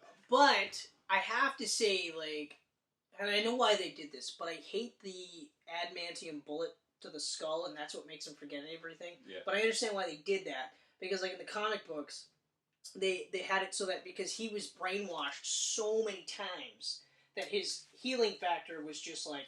Couldn't keep up with it. Okay, fuck it. Let's just heal everything. Yeah. And that's why he couldn't remember all these things that were happening, because his brain was just, like, this scarred over it. I always thought, that actually makes a lot of sense, but you can't really use that because then you would have to have the brainwashing sequence.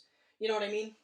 And then, yeah, like Stryker says, his mind will heal, or his brain will heal, but his mind won't. Right, like, so it's an easy sort of, like, okay, alright, but you're like, it doesn't really make much sense if you really think about it, because, like, adamantium on adamantium, I've only ever seen it just kind of do this. It's never, like, the bullet would actually knock his brain senseless or whatever. Well, regardless, I guess it would dent his skull, maybe. Maybe, but then how does he not have a dent for the rest of his life?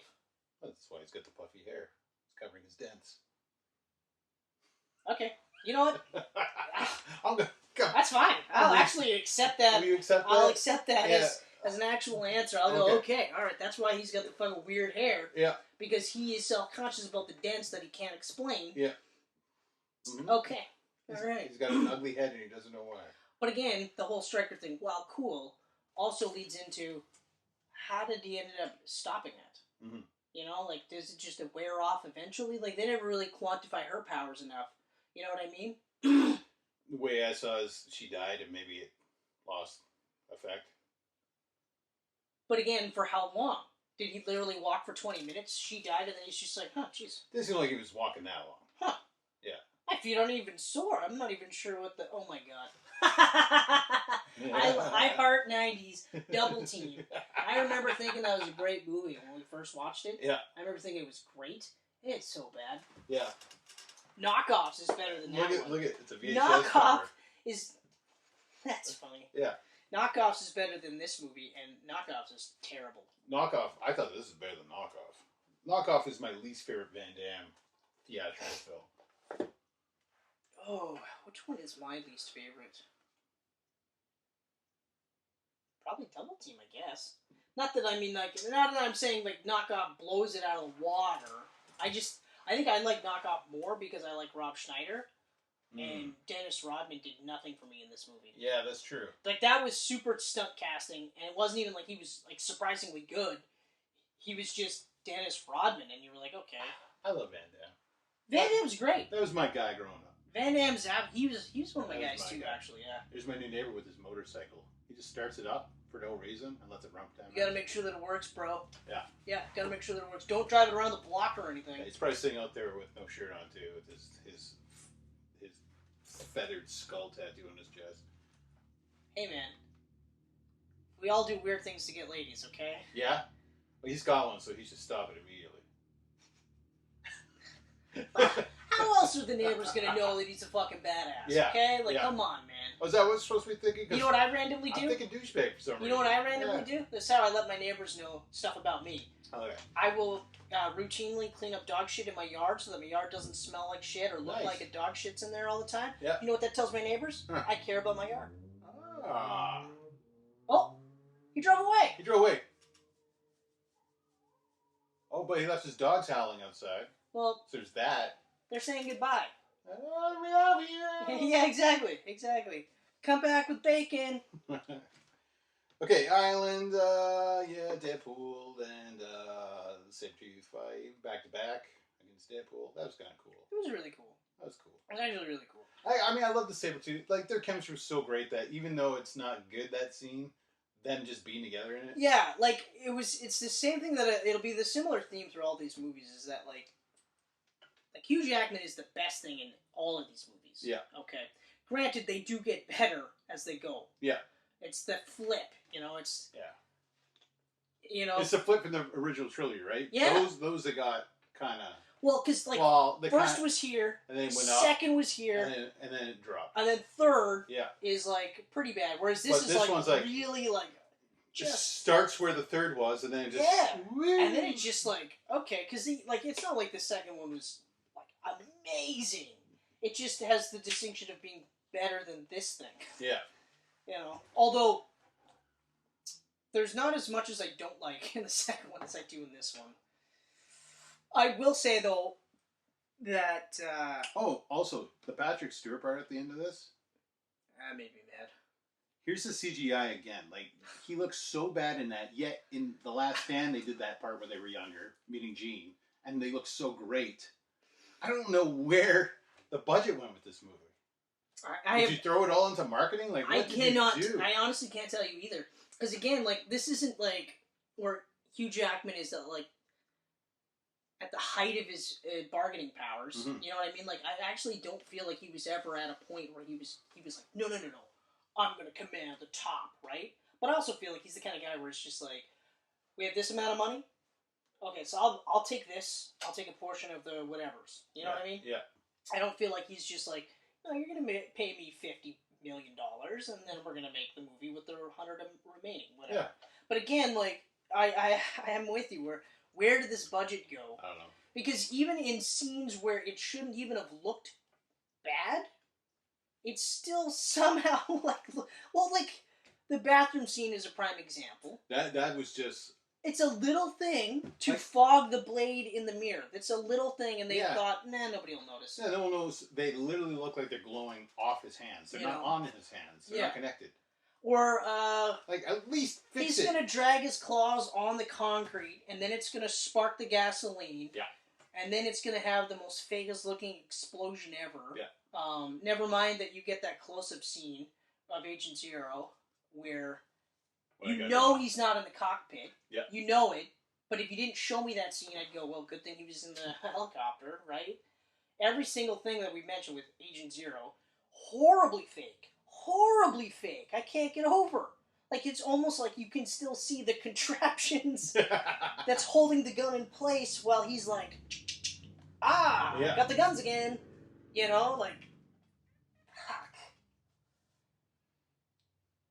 Oh, the after credit scene? Now, I hate Deadpool in this movie, what they did to him. But I still say the after credit scene could have led into a real Deadpool. Oh, yeah, it definitely could have. Because it shows his head. It shows his head. It shows the hand crawling. But he could have ripped the thing off his mouth and went, what the fuck? Yeah.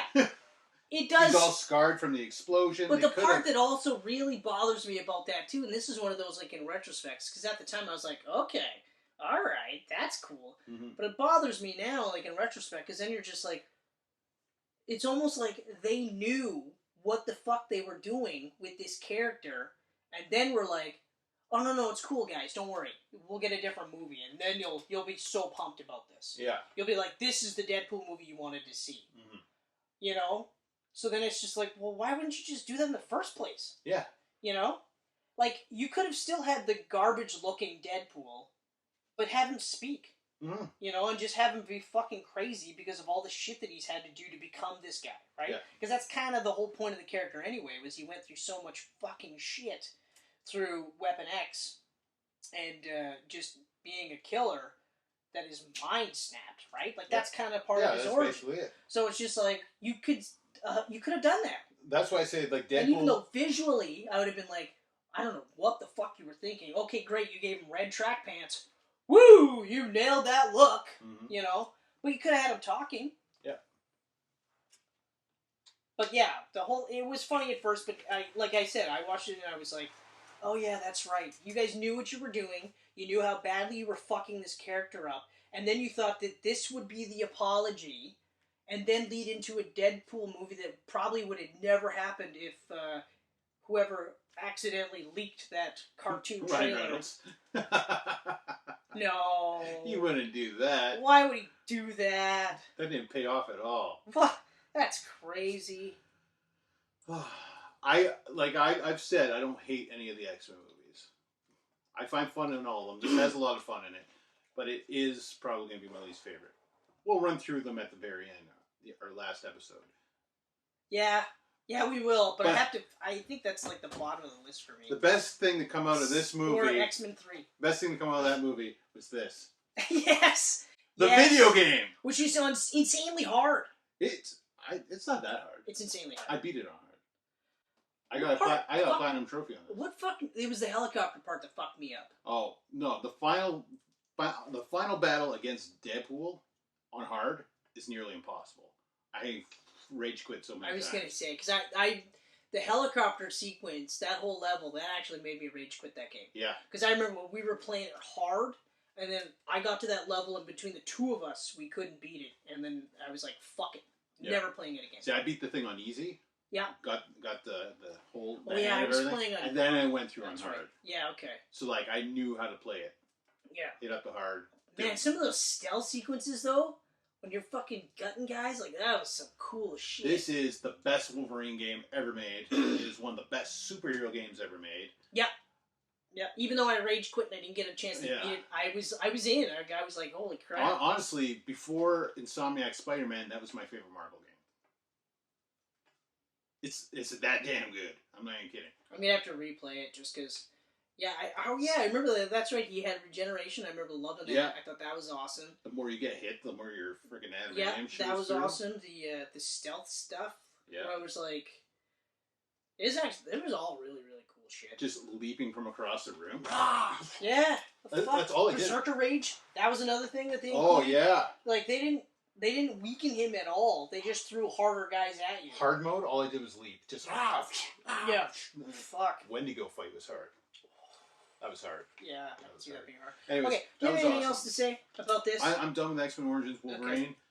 So, to recap, Wolverine, Sabretooth, that's great. Yep. The opening sequence, like the first 30 to 40 minutes is perfect, actually. There's really nothing Yeah, wrong. actually, aside from CGI bullshit. The first 40 minutes, I was just like, you know what? If they would have kept going with this, it would have been a perfect Wolverine movie. Because it feels like the comic book. Exactly. It feels like the comic book, but it also feels like a Wolverine movie. Yeah. Whereas after that, it feels more like an X-Men movie. Yeah. You know, because then they start doing all the cameos. And yeah, yeah, exactly. exactly. You don't need all that in a Wolverine origin film. No. So okay. So that's that. That's that. Moving on. Moving on up to the Wolverine. The Wolverine. Yeah. So, actually, you know what? I'm gonna let you start this off. David Mack did that cover art. Of course he did. It's freaking amazing. I know, it is actually fucking amazing. Yeah. I haven't seen David Mack art in such a long time. Oh, he's such a great artist. Yeah, he's crazy though. He is nuts. Like I gotta say, like as far as artists go, like I'm not saying like he's a crazy person in real life. I just mean like when he starts like putting life on a canvas, he's nuts. I watched it in front of me at New York Comic Con. That's gotta be incredible. He did a kabuki portrait for me. Fuck off. I tell you, man, he took a piece of 8x10 paper like this, dipped into black ink, put it on the page. It just looked like a blob of ink. Went like this, blob of ink, blob of ink. And then before I knew it, there was a fucking face. And I have no idea where it came from. That's incredible. My mind was blown. My mind is blown just hearing you describe that. And now I'm like, I kind of want to see you do it. Sweetest, nicest dude. I talked to him for like 40 minutes. He was wearing a Nine Inch Nails hat, so Adrian loved him. Nice. Yeah. Awesome dude. But yeah, he did that cover art. And it's pretty amazing. It is fucking amazing. That should be a t-shirt. I'd wear that. I would wear that in a heartbeat. And I'm not really big on... Only problem with this is it would probably be a white shirt, and I don't do white. I would make an exception. If I were you, I'd make an exception. Yeah? Yeah. Oh. I would make an exception. I think you'd look good in white. Yeah? If I had a white shirt, I would have wore it to commemorate the white shirt that Wolverine wears. Period. Problem with white is I have this thing called back knee. Yeah. Back knee likes to pop up and explode whenever it feels like it. Oh, okay. So it's... And then white shirt is ruined. Yeah. Yeah. Why, you'll probably only see one or two white shirts in my whole fucking I got you. No, that makes sense. That makes perfect sense. If I was in your boat, I'd be the same way. Yeah. Okay. So that's that. All right. So, the Wolverine. Now, the Wolverine picks up immediately after X-Men 3, Last Stand. Which... It's kind of like an epilogue. Yeah. I actually really... This is another one where, like, the first half hour of this movie is incredible. Mm-hmm. He's a long-haired, boozing bum. Yeah, but before that, we're in World War II, right? Yeah, well, there's that Or- sequence. That's right. That's how it starts. Yeah, they do that. He saves that. epilogue. What's his name in the movie? Yoshida. He saves Yoshida. Yeah. Young Yoshida. That's right. That was awesome. That whole scene was amazing. That was. I forgot the about bomb that. going off. Like that looked so good. He's just fucking. And he's just like, ah! Oh god, it looked so horrible. Yeah. And the dude is like, "What the fuck are you?" Yeah. In Japanese, of course. Yes, absolutely. But yeah, that whole sequence was awesome, and I really liked that. I thought that was really cool. And yeah, you're right. And then it leads into. And then we go. Yeah. We got like PTSD Wolverine because we forget that he's the one who killed Jean Grey, so he's wrestling with that. He sees her all the time. All the time. He's, like I said, he's long haired. He's we don't know how many years. What I think Yukio. Yeah. Says it's been 5 or 6 years we've been looking for you. That's or something right. Like that. 5 or 6 so years. So it's been a good half decade since Last Stand. That's right. And he hasn't killed anyone since. Nope. He hasn't killed anybody since. I love that he's fucking around with poachers, though. I thought that sequence was awesome. Yeah. Well, the bear was his buddy. He was just walking with it. The grizzly. Yeah. That whole scene was awesome. That whole, like I said, like, the 30, 40 minutes is great. Like, it's golden. So it really sets a really good and dark adult tone to this, which, coming off of Wolverine or X-Men Origins Wolverine, I did not anticipate that. I actually thought we were going to get, and especially because the trailers made it seem like it was going to be more of that whole 80s action that we got in the first movie, so I wasn't like, oh, I can't wait to see this. I was kind of like, I don't know, man, because you got me before, you know? James Mangold is a very serious director, so when I saw he was attached... Yeah, and I was unfamiliar with his work. I kind of felt like, okay, this might actually be pretty good. Yeah, but then again, the studio could just be like, oh no, James, you did sign a contract, and we want you to do whatever the fuck we want, right? But yeah, no, like I said, the first 40 minutes, like, fuck, man, like, even just the way it's shot, like, it's shot dark, it's raining, it looks bleak. Yeah. You feel for him, because he killed the second woman the only other woman he's ever loved. He killed her. Okay. So he's wrestling with that. Yep. Seeing her, hearing her, dreaming about her. I'm like, man, fuck. And he can't even kill himself, and you know he wants to. You know he doesn't want to be alive. I'm so happy to see Famke Janssen come back for that, too. That really surprised me. I was like, oh my god. Because they don't tell you that. No. They don't tell you that They didn't at all. show it in the trailer or anything. No. You had no idea. And then she's there, and you're like, oh, that's awesome. Throughout the whole movie, too. Yeah, fucking right. So good. Yeah, that whole beginning with poachers and everything, and then Yukio finds him. Yeah. Yukio, I like the actress that played Yukio. What she's been in since? Her name is Rila Fukushima. No, that's right, because the most recent Yukio is the one that's in The Boys. That's right. Yes. That's right. Yeah. But she was good. I actually really liked her, and I liked how this mined a lot of the late 80s John Byrne Wolverine stuff. Yeah. Where he was Patch Wolverine. Yeah. Not to be confused with Wolverine. This guy had a patch. And he was Patch. And he was called Patch. He was just Patch. He had a black suit. Yep. Nylon covering his mask. Didn't cover up his hair, though. Like, his face was nylon. Yep. But his trademark hair... Still visible. Still visible. Even with the patch. The eye patch was over the hair.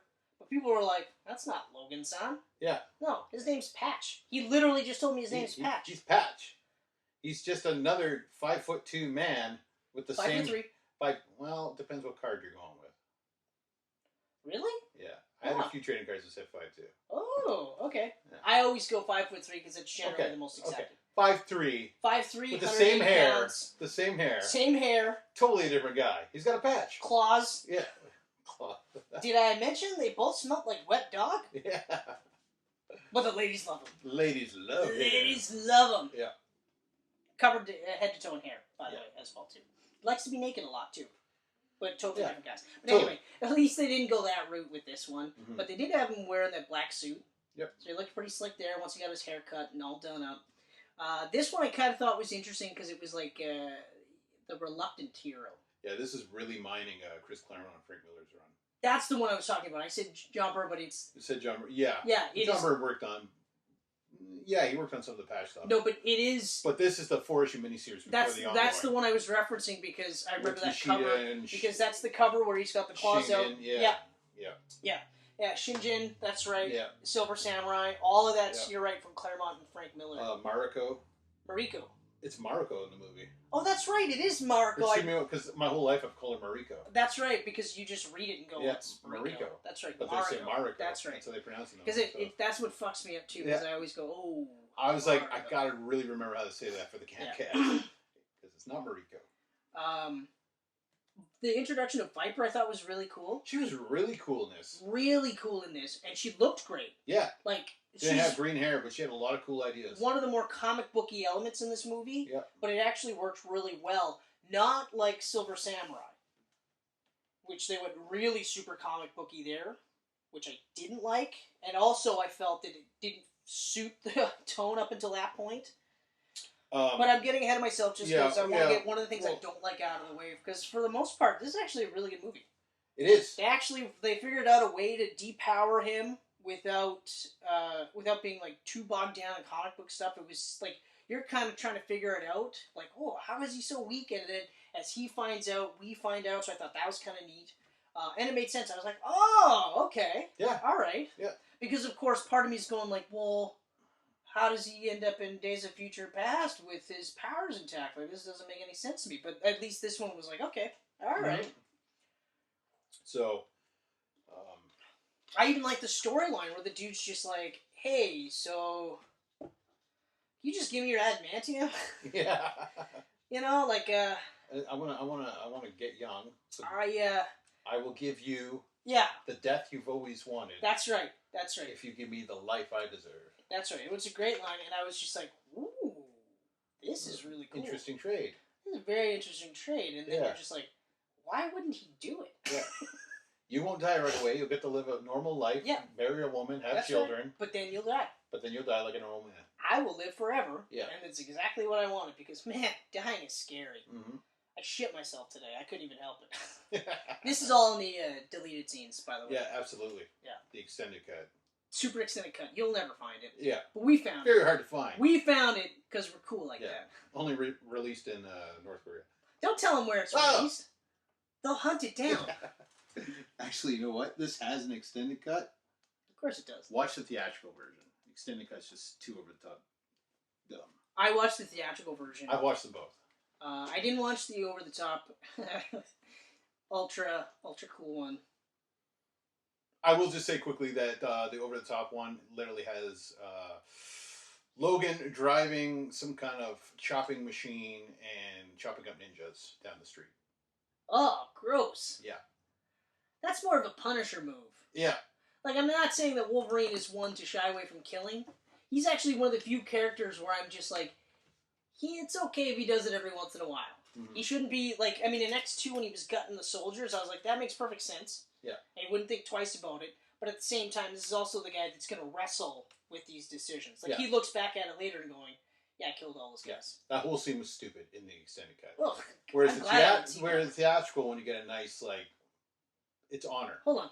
We'll get to that. We'll get to that. We'll get to that. But it's a good scene. That's so good. It is a good scene. That's so good. Because, like, from a visual standpoint, from a story standpoint, this is better, but there are parts where I'm just like, ugh, like, this doesn't make any sense. Like, there's a lot of that cliched stuff where...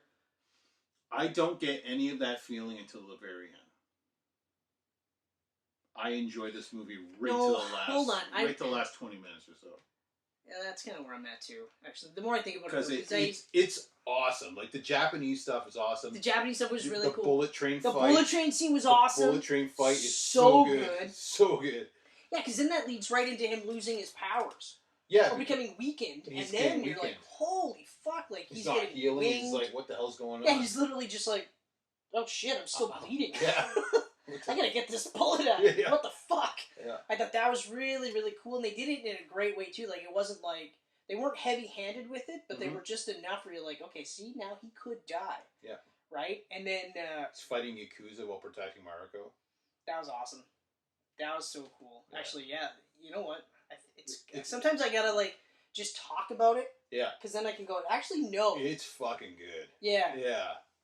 Because I remember getting to even this time around, getting to that last 20 minutes. And, like, the second I saw Mecha Silver Samurai, I was like, oh, fuck. I know, right? Because God damn it. Remember at the funeral they had that Silver Samurai suit standing there? If they would have just had Shingen throw on that suit. Yes. And that was your samurai? Exactly. That would have been mind-blowing. That would have been awesome. That would have been okay, so because good. like in no iteration ever is Silver Samurai a fucking mech suit. Yeah. It's the same problem I had with Shredder in the... Yeah, the new Ninja Turtles. Yeah, the new Ninja Turtles. Where he's just a giant can opener. Like a 7-foot tall... He's like, I'm the Shredder. Shink, he's got all these... Because he's got to be like 8 feet tall because the Turtles are like 7 feet tall, which is another thing I don't like about that. And then, like he's like...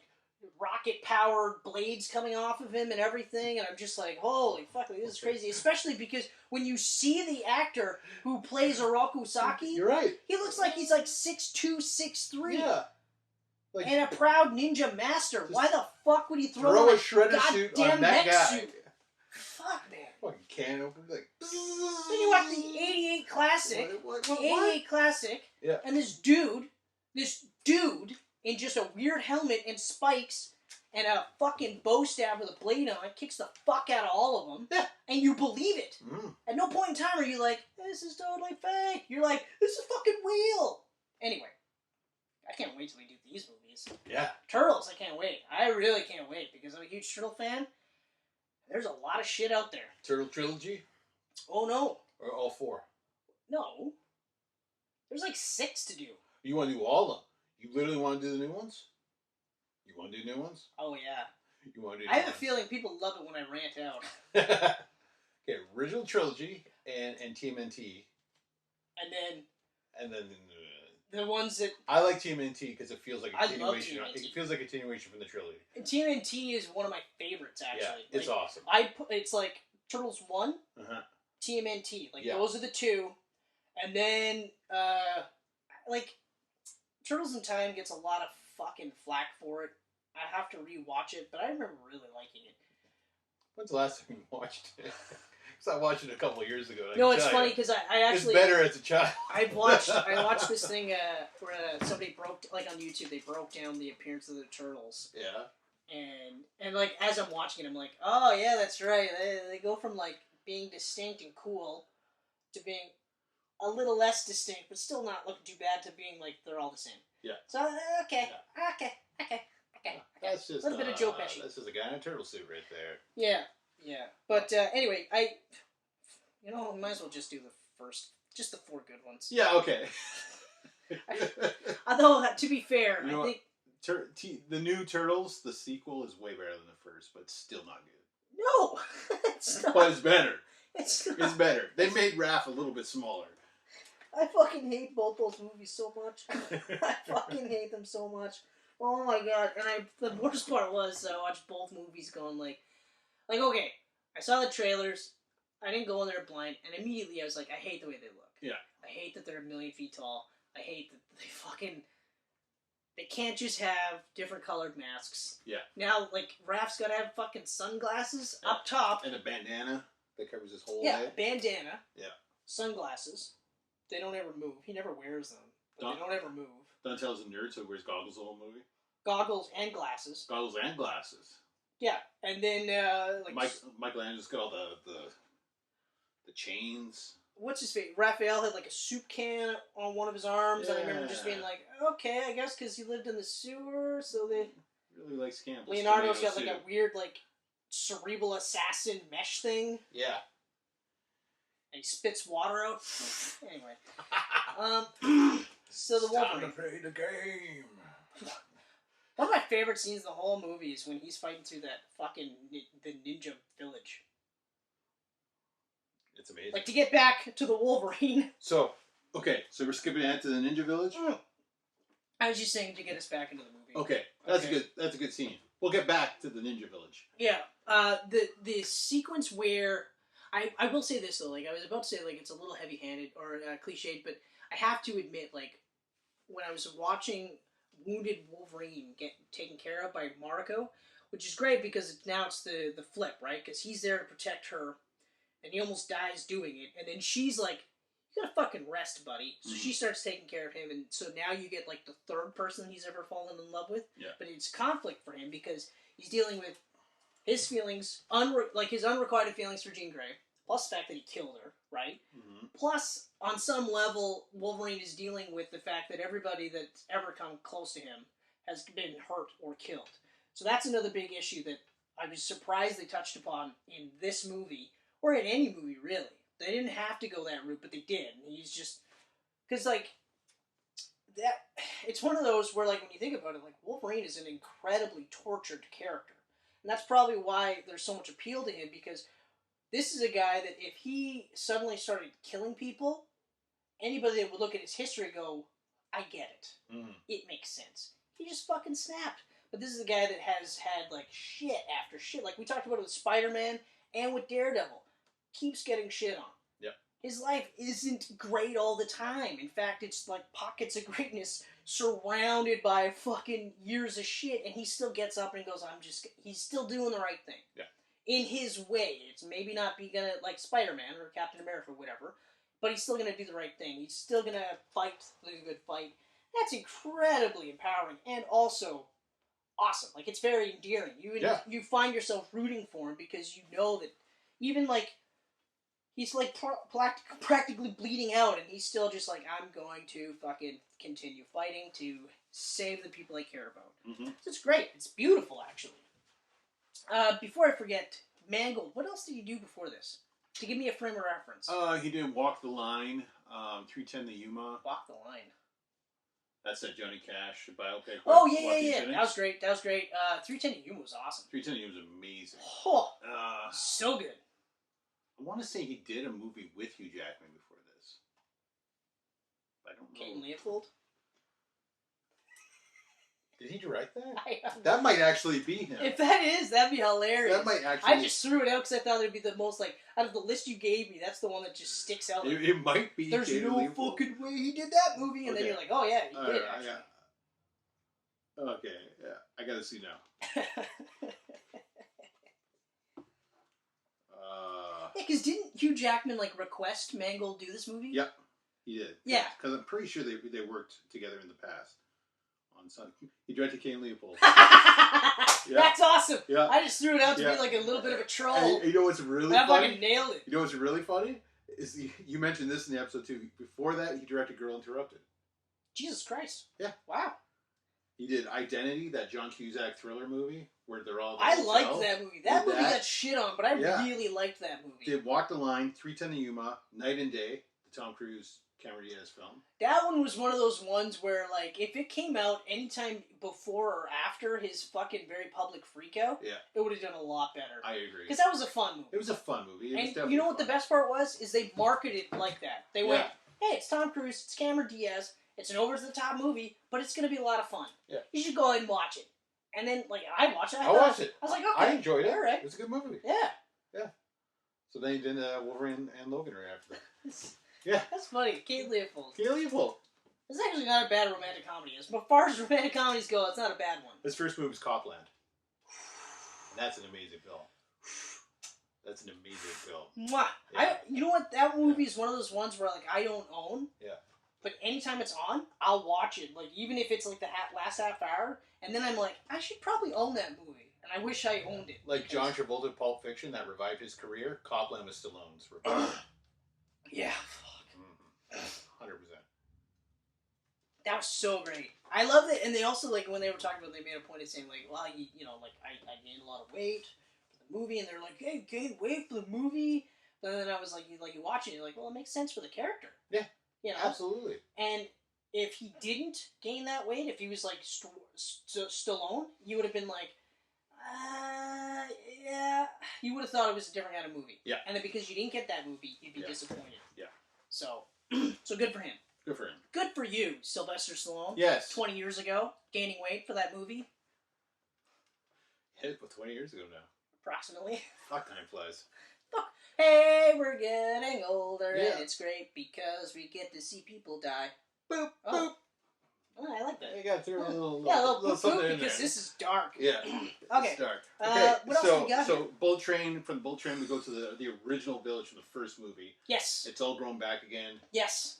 Marco's taking care of him there. Yep. You get like, it's probably a good 10 to 15 minutes of like, just a romance drama type of deal. Yeah, exactly. Him trying to get over Jean while falling in love with Marco. That's right. And I don't even know if he's really trying to get over Jean. Yeah. It's just happening. It's happening. It's just one of those where, because of her, he's getting over her. Yeah.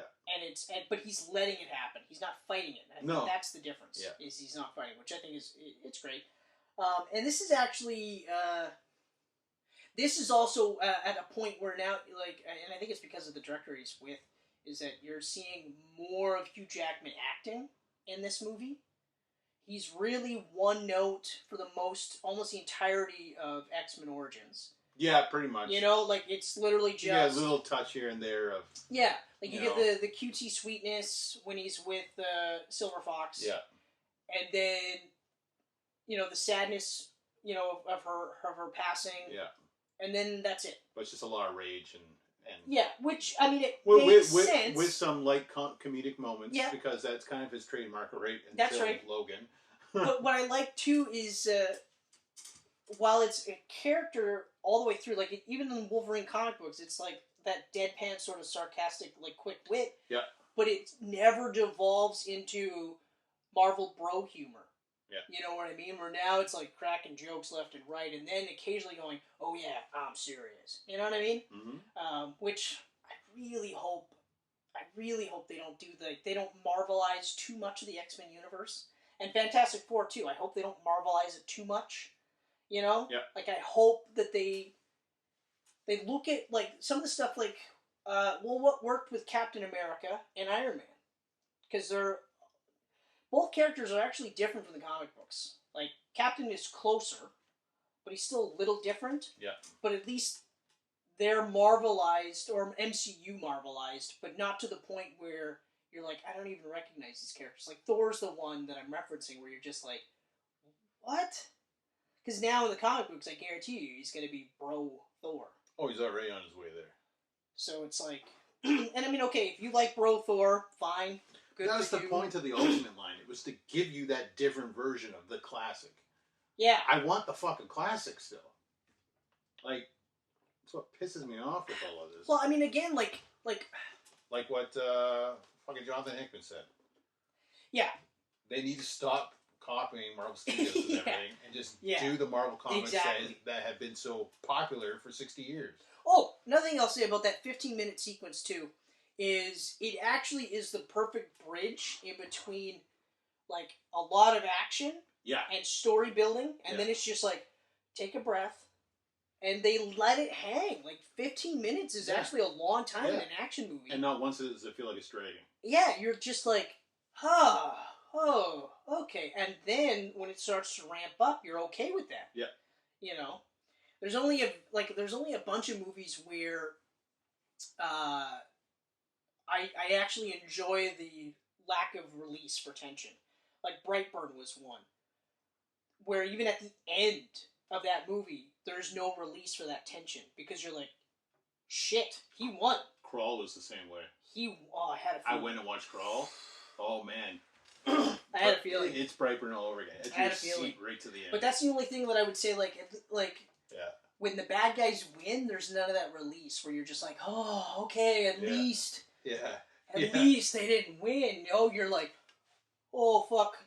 And now that you know there's a sequel, you're just like, I can't untense. I have to be like this. I've permanently like this for 2 or 3 years now. Maybe 4. Maybe 4. Depending on how long. 5. Fuck. I don't know, James Gunn's busy for a while. Well, it's not even James Gunn. He just produced it, remember? Yeah, but he was on set for pretty much everything. He was co-directing. We talked about this. Let's be honest, he was co-directing it's that movie. fucking Michael Bay. Yeah. It was like in, was it Transformers 4, where they're like, don't worry. Don't worry. Michael Bay just produced this movie. Oh, you're talking about Bumblebee? No, not Bumblebee. Was it? He directed all of the Transformers. Oh, movies. he did. All 5.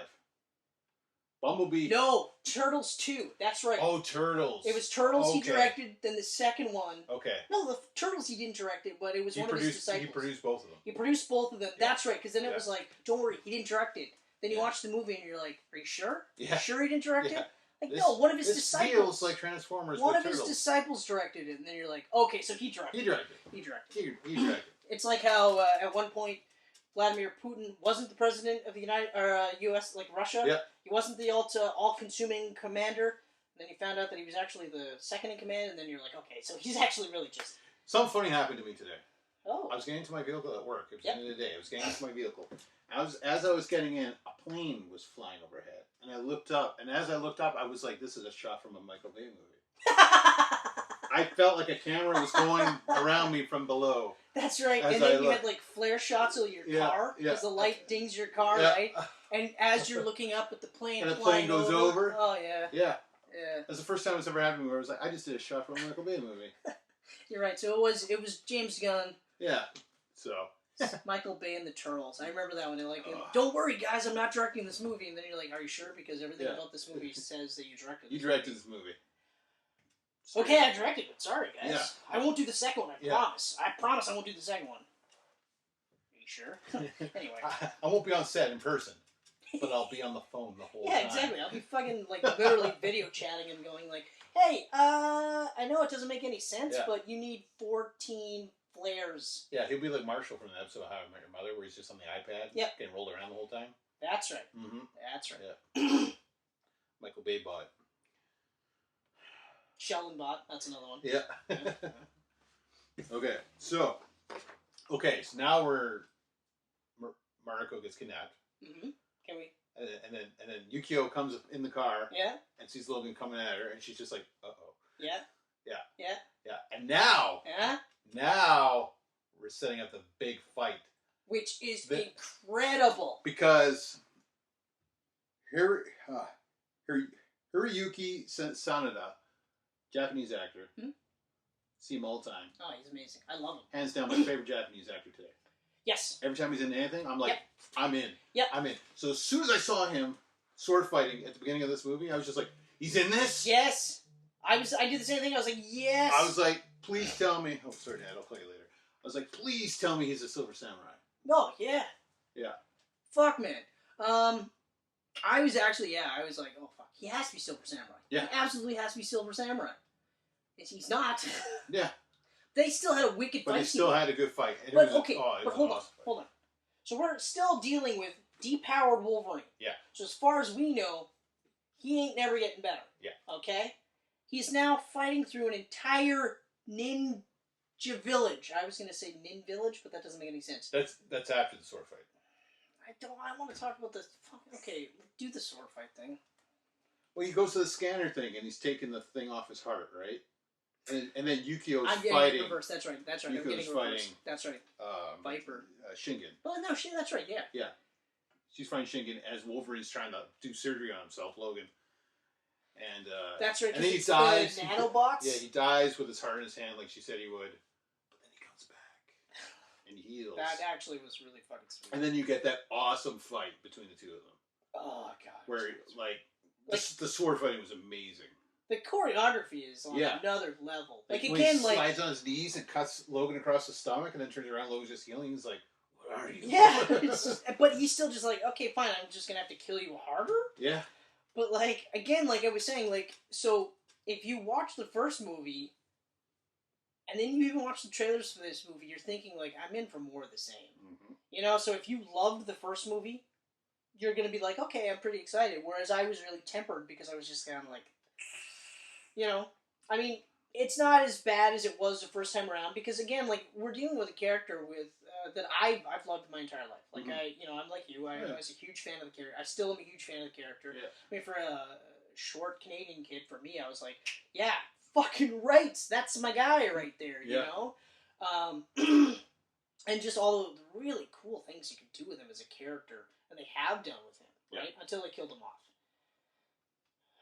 And then brought him back with weird powers. Yeah, well, because of the Infinity Gauntlet, and then his claws glow, and...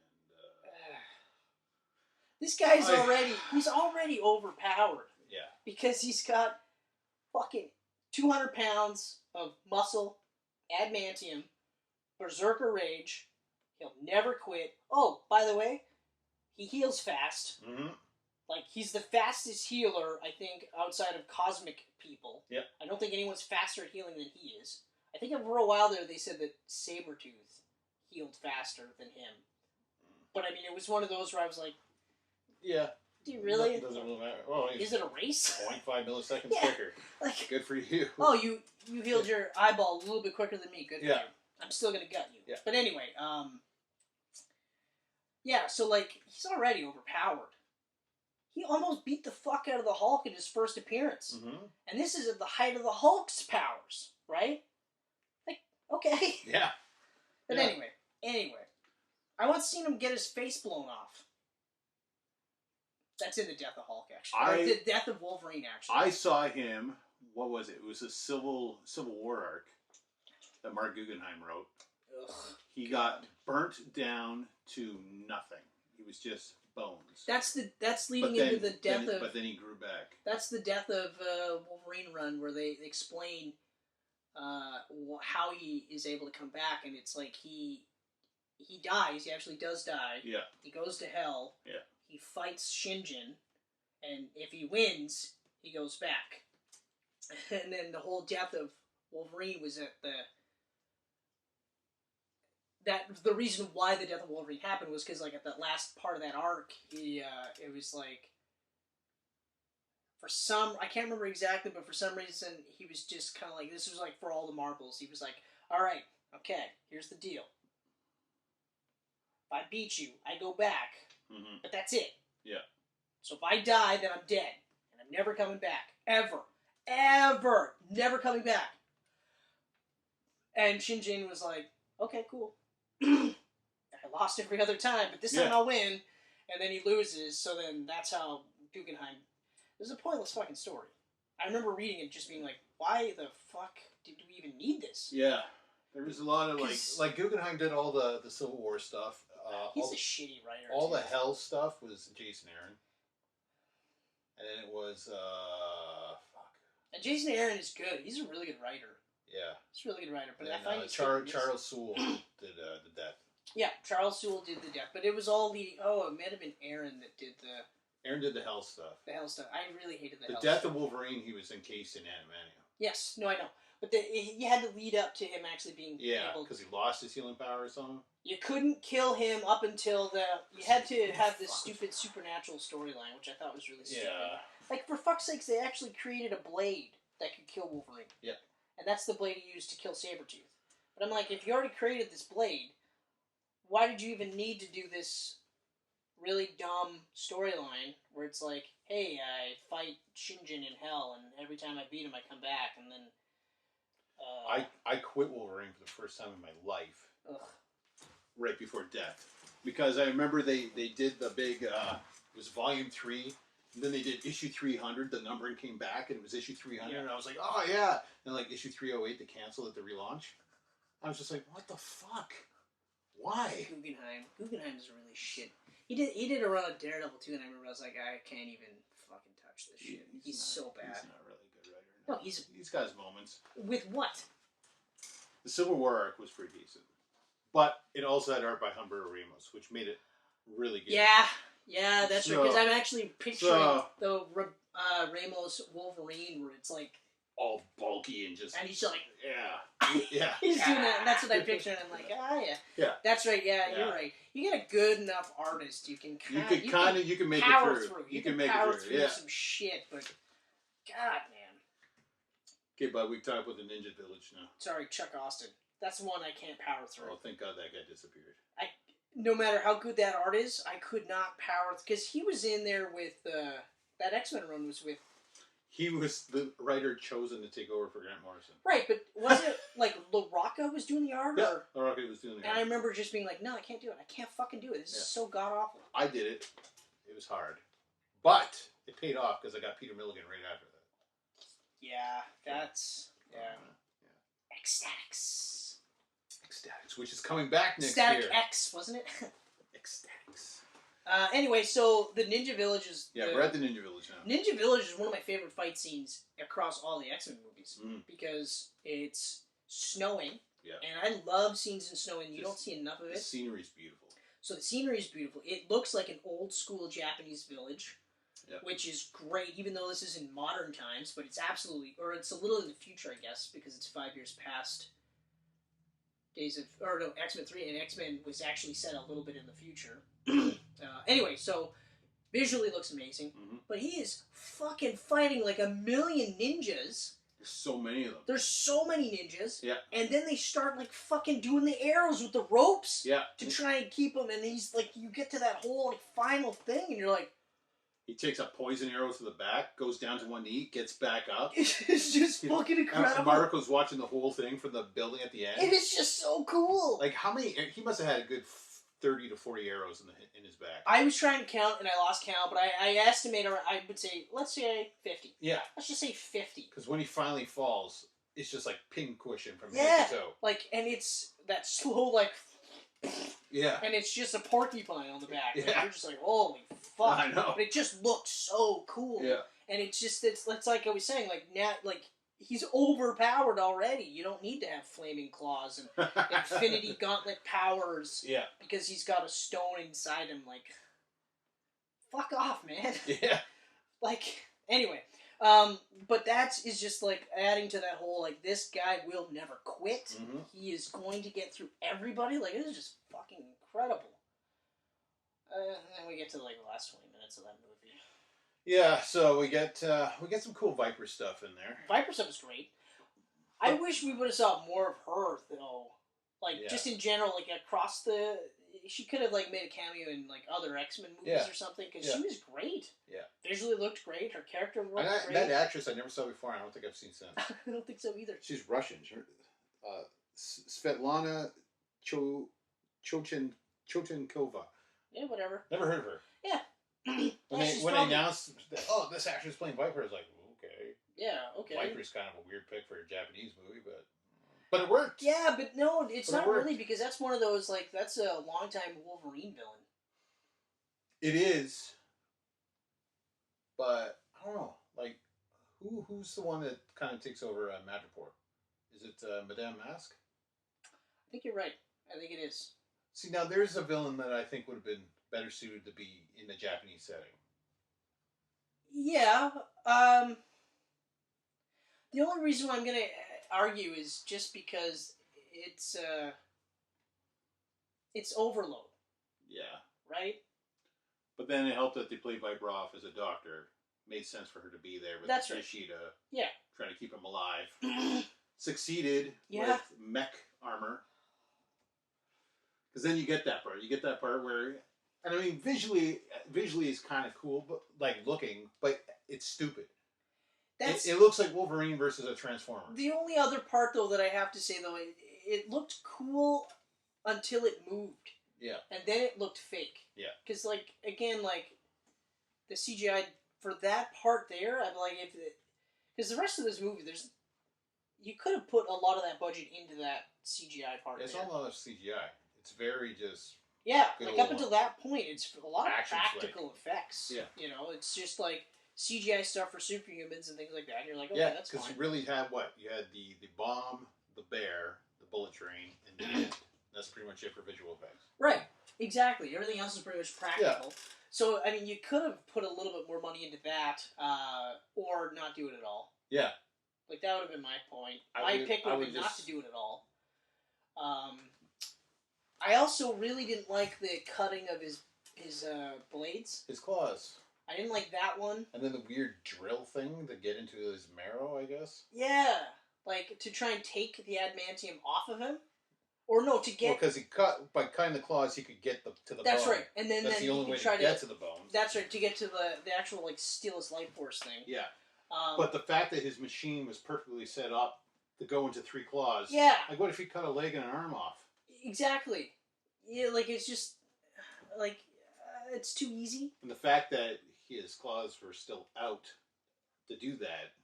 Yeah, exactly. Like, if you retracted them, then your plan is fucked. Yeah, like, I don't know, and it's, it's really shitty, like, final battle. Like, just in general, it's just a really shitty, like, I know, like, they complain about, like, the Marvel, like, big, huge CGI, like, you don't really know what's going on, battle sequence, and I don't never really have an issue with that, because, like, I'm always like, no, it actually, you see everything. Mm-hmm. You know what I mean? Mm-hmm. But this is one of those ones where they could have done something like that, and I think I would have liked it better. Or, like we said right away, is have... Shingen in the actual samurai armor. Yeah. That would have been a masterpiece. Oh, you had the ninja village, and then you had the two of them battling at the top of that building. Yeah, and at least thematically it makes sense that he would be Silver Samurai, even though in the comic books he's actually Shingen, and that's it. Yeah. And then Logan's using Yoshida's blade they gave to him. Yeah. Yeah, exactly. That would have been epic. That would have been epic, and that would have been awesome, and it would have been like a nice little capper of this like Japanese period of Wolverine's history. Yeah. But instead they went with like a giant mech that made no sense. Yeah. And cut his blades, which really bothered me, because again, like we're talking about, like, so after that it Days of Future Past. And he's got the blades back. They don't reference anything. It takes place years later. Yeah, okay, but even the fact that they have the link, because they have the link at the end where it's like Professor X and Magneto on either end, and you're like, that's fucking awesome, but they don't reference anything after that, and you're like, I mean, not that I needed a 4-hour explanation as to how he got the adamantium back onto his claws, but something. Right? Yeah.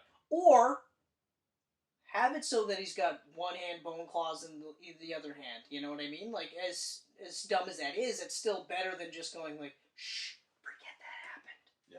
Because if you're going to tell me that his healing factor affects the alien substance that's over his bones, no, it doesn't. In fact, the healing factor is what keeps him alive from the actual metal. Yeah. You know, I mean... can't remember what it was, but yeah, it's constantly poisoning him. You know, that's the whole storyline beyond Logan, right? Yeah. Yeah. Yeah. So. It's and that's also in the comic books too. Like, so they actually said that his healing factor was stronger when he didn't have the adamantium because his body was constantly fighting that. Yeah. So when they took that out, not only did he become more bestial, but his healing factor was much better. It's the same thing with Cable. Cable is also one of those characters where his telepathy is actually much stronger, but he's got that technovirus. Right. So because of the technovirus, he's mentally fighting that off, so it's not as strong as it could be because it's already working hard. And I was like, that's actually really cool. Yeah. That's a really cool way to explain that. Anyway, so yeah, long story short, that's absolutely return. Awesome movie that gets hampered by a shitty climax. Yeah. You know? Thank God we got to see Patrick Stewart. Yeah, they played that mid-credits scene. Yeah, like in the fucking airport. Yeah, like, you get Magneto first. Awesome. I also like the deleted scene where they hint at a costume. Yeah. But they don't hint. They say, hey, this is a costume. Yeah. Hey, you made this for me? That's awesome. Tan and brown? Fucking rights, I'll wear this. It's kind of like a leather jacket that I've worn my entire life. I'm not sure why I love it so much, but I do. Oh, it was made with my jacket. It's even more special now. How did you find the same jacket that I wore for 3 weeks? Yeah. And never wore again. Amazing. You're great. You're great. I mean, incorporate my belt buckle into it somehow. I'm very connected to that. Could you put a spot for my cigars? A pouch, maybe. That's what it was in the comics, eh? Right on that big, huge, giant belt, dude. Yeah. Sick. There's a guy named Rob Liefeld. Maybe he can help me design that. Actually, Rob Liefeld would have shoulder pads on top of shoulder pads. Yes. With a pouch on top of the pads. Yeah. Pockets there. Yeah. And like each pocket would be a singular stogie. Mm-hmm. But then on this side, it would also be stogies. Yes. But it would be 3 fucking shoulder pads that come so far out that you're like, how do you walk into So by the time you got your pads on, your arms are like this. Right. Can't move them any higher than that. Yeah, exactly. Yeah. Exactly. One hand is robotic, but the rest of the arm is fine. Yes. But you're still so strong that this robot hand doesn't... Nope. You No. can just freely. And straps, like belts everywhere. Everywhere. Like, yeah, because you have to have belt straps here to keep the shoulder pads up. Yeah. So that makes sense. So when crime happens, it takes you 4 hours to get dressed. You have to, you never take your suit off. You have to you have just straps that leave it on. link up to the belt to Yeah. keep this from falling over you. Yes. Right? Right. Because it's so big. And then you need 4 to stabilize. Yes. And then because you have all those straps, you might as well put pouches on there to hold bullets for the giant, massive guns. Yes. That realistically you couldn't possibly get off of you. Yeah. Because you can't lift your arm high, for one. Right. Plus the gun's the size of your body. Exactly. If not more than that. So the fact that you're standing and walking with it on your back is impressive. Yeah. The fact that you go like this. Yeah. Oh, I think what you do is you throw it up in an arc. Right. And then you catch it. In your pouched hands. Super massive gloved hands. Yeah. Right? Yeah. So you have all this exposed skin and then little gloves. Yeah. Right? And then, like, the triggers themselves are, like, big enough that you would need your entire hand to pull it. But you still just use the... And the most impressive thing is that you can do all of this with your upper body while having no feet. Yes. Yes. Yeah. Yes. Also, like, jumping in the air. Yeah. And having your feet, like, angled outwards Yeah. so that you see the bottom. Like so you can see the treads. Like you're crouched on the ground, but you're jumping. Yeah. Yes. Liefeld. I felt Plus, fucking terrible. all the same face with no lips. And horrible cross-hatching on everything. Yeah. You got the back of your hand? Cross-hatch the shit out of that one. Hey, you want to make a nice romantic-looking scene? No, because there's too much cross-hatching. Yeah. You don't even really know what's going on. The hands are so small. Yep. Take my good hand. Like, Jim Lee was a big fan of pouches, too. But fuck it, that guy... He knew his limits. That guy could draw the shit out of anything. Yeah. So, are you done with the Wolverine? I am. I am done with the Wolverine. I am. I take a quick intermission. Oh. Yeah, I know. Bladder's not going to do it today. Okay. Bladder's All right. gonna do it, but they won't even know because I'll just cut and put it back. Well, how are you going to edit out me saying, hey, buddy, you going for a piss? I'm going for a piss. Okay. All right. Okay, so I never left. No, you definitely did not go and urinate. No. Might You have did. done more while I was in there.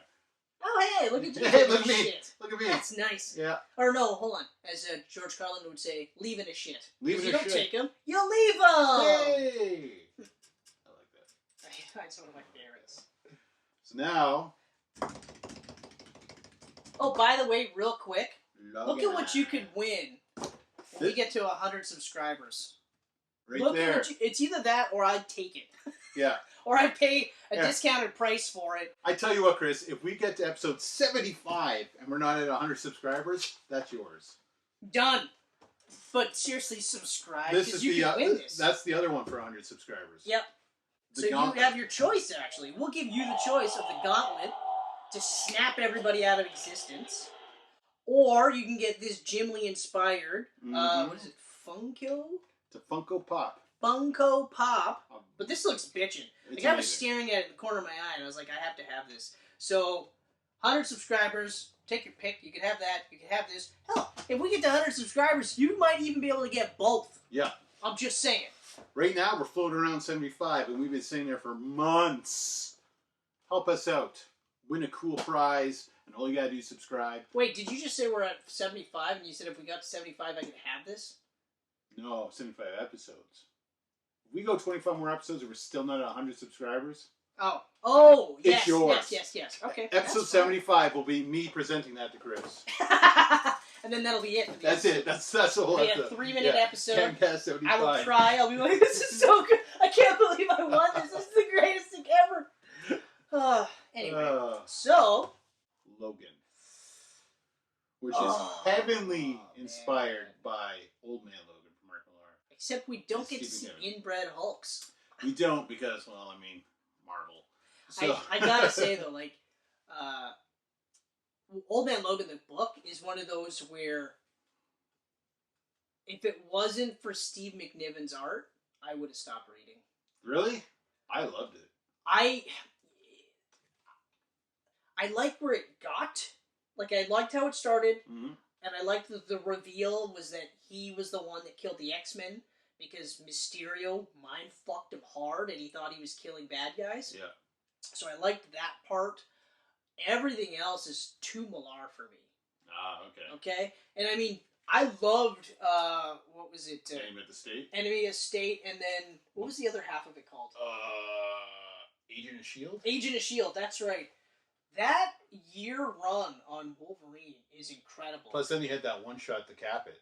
That's took right. place during World War II. That's right. Where Keira Andrews did the art. That's right. I have to read that, though, because I didn't read it. Oh, really? That's right, yeah. It's good. Yeah. It's good. But that whole year run, like, I was, like, ravenous for it. The art was amazing because it was John Romita. Yep. The costume was awesome. Like, it looked so good. They updated it a bit, tweaked it a bit. But I just loved how he went from being, like, a full-on killer... Yep. And was able to actually restructure the Marvel universe in a bit because they brought back Elektra because of it. Yep. You know, they introduced Gorgon, which is a badass character. Although it was one of those where, after the fact, like he should never have been seen again, or he should have been seen again years later, type of thing. And not so quickly. But I understand he was a popular character that they were like, let's milk him. I get that. Yeah. But it would have made the ending so much cooler. But even the fact that they had Northstar be a bad guy, and they didn't really change that. Like, they had that scene where it's just like, we've been running the same sequences that we did with Wolverine, and he's still bad.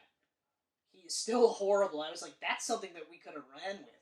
But I don't think they did that because he's an out character, right? So they didn't want to make a gay guy a bad guy, and a horribly bad guy. Yeah. But I think that would have been a really cool little twist on Northstar.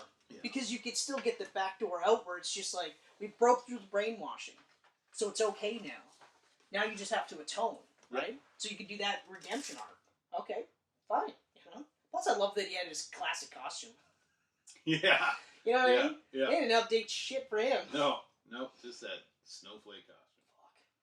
Anyway, so, but yeah.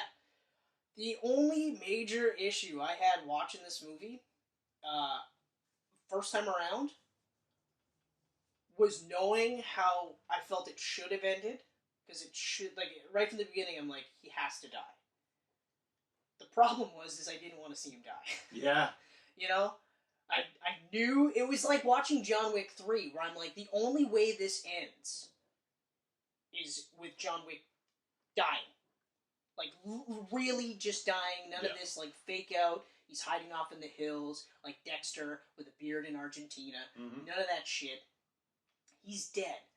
It didn't make me want to watch that ending anymore because I was like, oh, okay, we're getting to the point where he's going to have to die. You know, obviously, John Wick 3, he doesn't die. He doesn't. To be continued. He might die in number 4. He has to. And that's the problem. Whatever the last film ends up being. That's right. Whatever the last film ends up being, whether it's 4 or 5, if it ends up being 5, whatever it is, he's got to die. Yeah. And that's the thing here. He had to die. And we all knew that he was going to die because Jackman said well, we didn't know he was going to die. No, Jackman said, I'm done with this done. role. I'm not doing it anymore. I feel like I'm too old to do the character justice. He's got a point. Even though he's aged impeccably, Wolverine is a character that ages even better than Hugh Jackman. Yeah. Right? Yeah. So, the whole movie is this, like, building sense of dread because you're getting to the end of this character that we grew up with in comic books, and then got to see movies, cartoons, and then got to see live action, and got to see the character be done with so much justice and reverence that it can't be anything other than heartbreaking to say goodbye to this character, right? Or this depiction of this character. We're talking 17 years, man. That's almost half our lifetime. We've watched Hugh Jackman. It's Wolverine. barely just under half our lives, okay?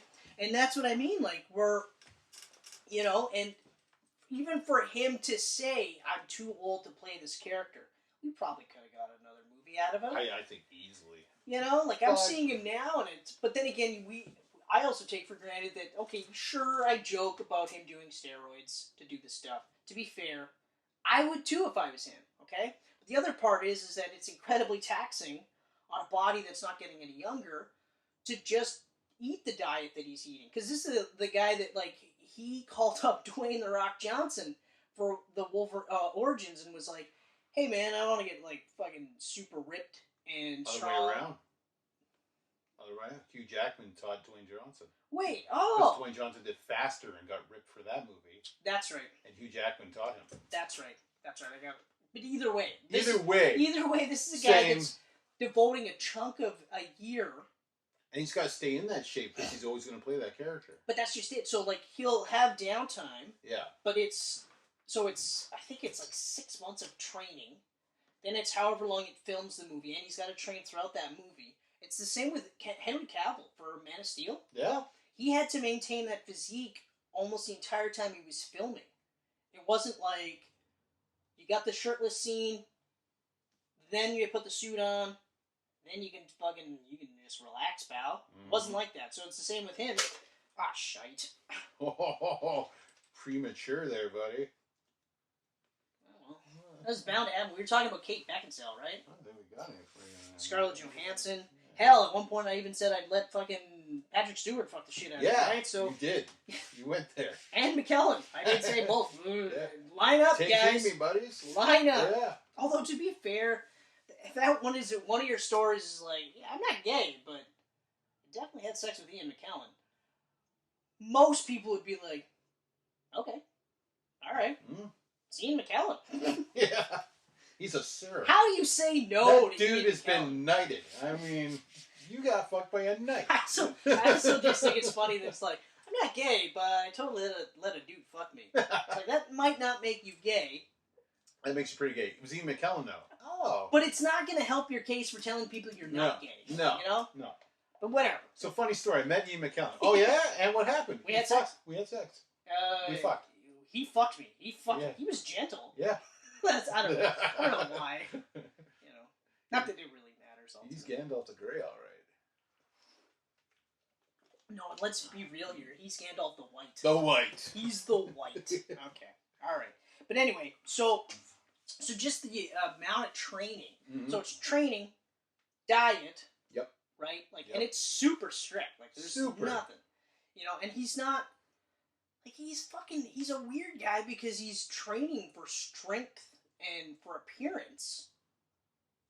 But it's like, you could just train for appearance. Like, you don't really have to go that nuts. But he's like, no, I gotta go nuts because I gotta do this character justice. So I feel for him. Yeah. I understand that he got to a point where he's like, I just don't feel that I can do it justice, right? So for him to do another movie, I feel like it would be kind of like Daniel Craig in the latest James Bond movie. It's taken forever because the shit he went through in Spectre, and he's not getting any younger, right? Yeah. So now, because they had to push back filming because he injured himself again, right? And so, I don't care what anybody says. This has to be his last James Bond movie. Oh, it will be. In fact, I thought the last one would be. I'm shocked he came back for a fifth. I'm really surprised. I'm glad he did, though. I'm glad he did because now he gets his 5, which is great. He gets his 5. That's more than Pierce Brosnan. He also gets to be in the 25th James Bond movie. That's huge. Which I think is the perfect way to cap his James Bond to allow for the next James Bond. Yeah. Okay? Because, like I said before, like, even the way they ended Spectre, they ended it like he quit type of thing, and everybody was saying you can recast right away. This story's not done. Well, it kind of sounds like they're going to continue with 007, but not so much James Bond. Oh, no, they are. Because, you know, I caught that bit of uproar, too, where it was just like, black woman as 007, and they're like, in an uproar, but I was like, well, it makes sense. You know, if she's 008... She's not James Bond. If she's 008... Yeah. He quits. If he quits, then that number... She gets an immediate promotion. Yeah. So, why wouldn't she be 007? They're not calling her Jane Bond. Or Jameson Bond, and it's a unisex name. Jameson Bond. They're not saying that. The name's Bond. They're just Jameson saying... Bond. She has the code number. Yes. Which makes sense. Yeah. I think it's great. I think it's actually going to be interesting for James Bond to come in and go, hold on a second. 008, the chick, is now 007? The fuck's going on here? This is crazy. She's better than me? So wait, what am I? Hold on. I gotta be 014? She doesn't drink all fucking day and bang dudes? And then occasionally save the world? What is she doing? Does she even care? Oh, Miss Goody Two Shoes. Let me guess. She drives a practical car. A smart car. Fuck me. I gotta... No, that's it. I'm back. I'm James Bond. I'm James Bond. I'm 007. You can tell her to get back to 008 doing whatever bullshit thing she's doing. Yeah. Besides, I gotta kill, what's his face? Oberhauser. Sorry. Blofeld. Blofeld. You say you're surprised that Daniel Craig came back. I'm surprised that, Christoph Waltz. I am very surprised Like, that I he thought, came back. well, that story's done. Yeah. And I love Christoph Waltz, but the whole Blofeld inclusion in the Spectre made it feel too olden day James Bondsy. That wasn't my problem. Yeah? No. But I will save that for another Camcast. Yeah, because we were talking about this. Yeah. So, like I said, when I first watched this movie, I didn't watch it in the theaters. You miss Logan in the theater? Yeah. I didn't want to say goodbye, to be honest with you. Oh. I did not want to say goodbye, and I didn't think it was going to affect me as much until I started actually watching the movie. And like I said, like right away, and just because I feel like the only way the character story ends is with his death, doesn't mean I want to see it. Yeah. You know? Doesn't mean I want to see it. Even if it's the most heroic way possible, he could save the entire universe by unsnapping with the gauntlet that he somehow got for no reason. I'd still be like, yeah, but that's... You know what I mean? Like, we talked about it. 17 years of the fucking Hugh Jackman Wolverine. Yep. But that's... What? 30 years? No. What was I? 10 when I read my first X-Men comic? 8 to 10. Somewhere around there. 8 to 10. That'd be right. 92? 91 was X-Men number 1. I thought it was 92. 90, I think it was 91. Okay, anyway, 91. So 91, that's 28 years. That's, Yeah, so I'm like 8 years old. I'm 8 years old reading X-Men 1 for the first time ever. That I owned. I've read X-Men comics prior to that. Yeah. But what I owned, physically in my hands. And I had the Wolverine Cyclops cover.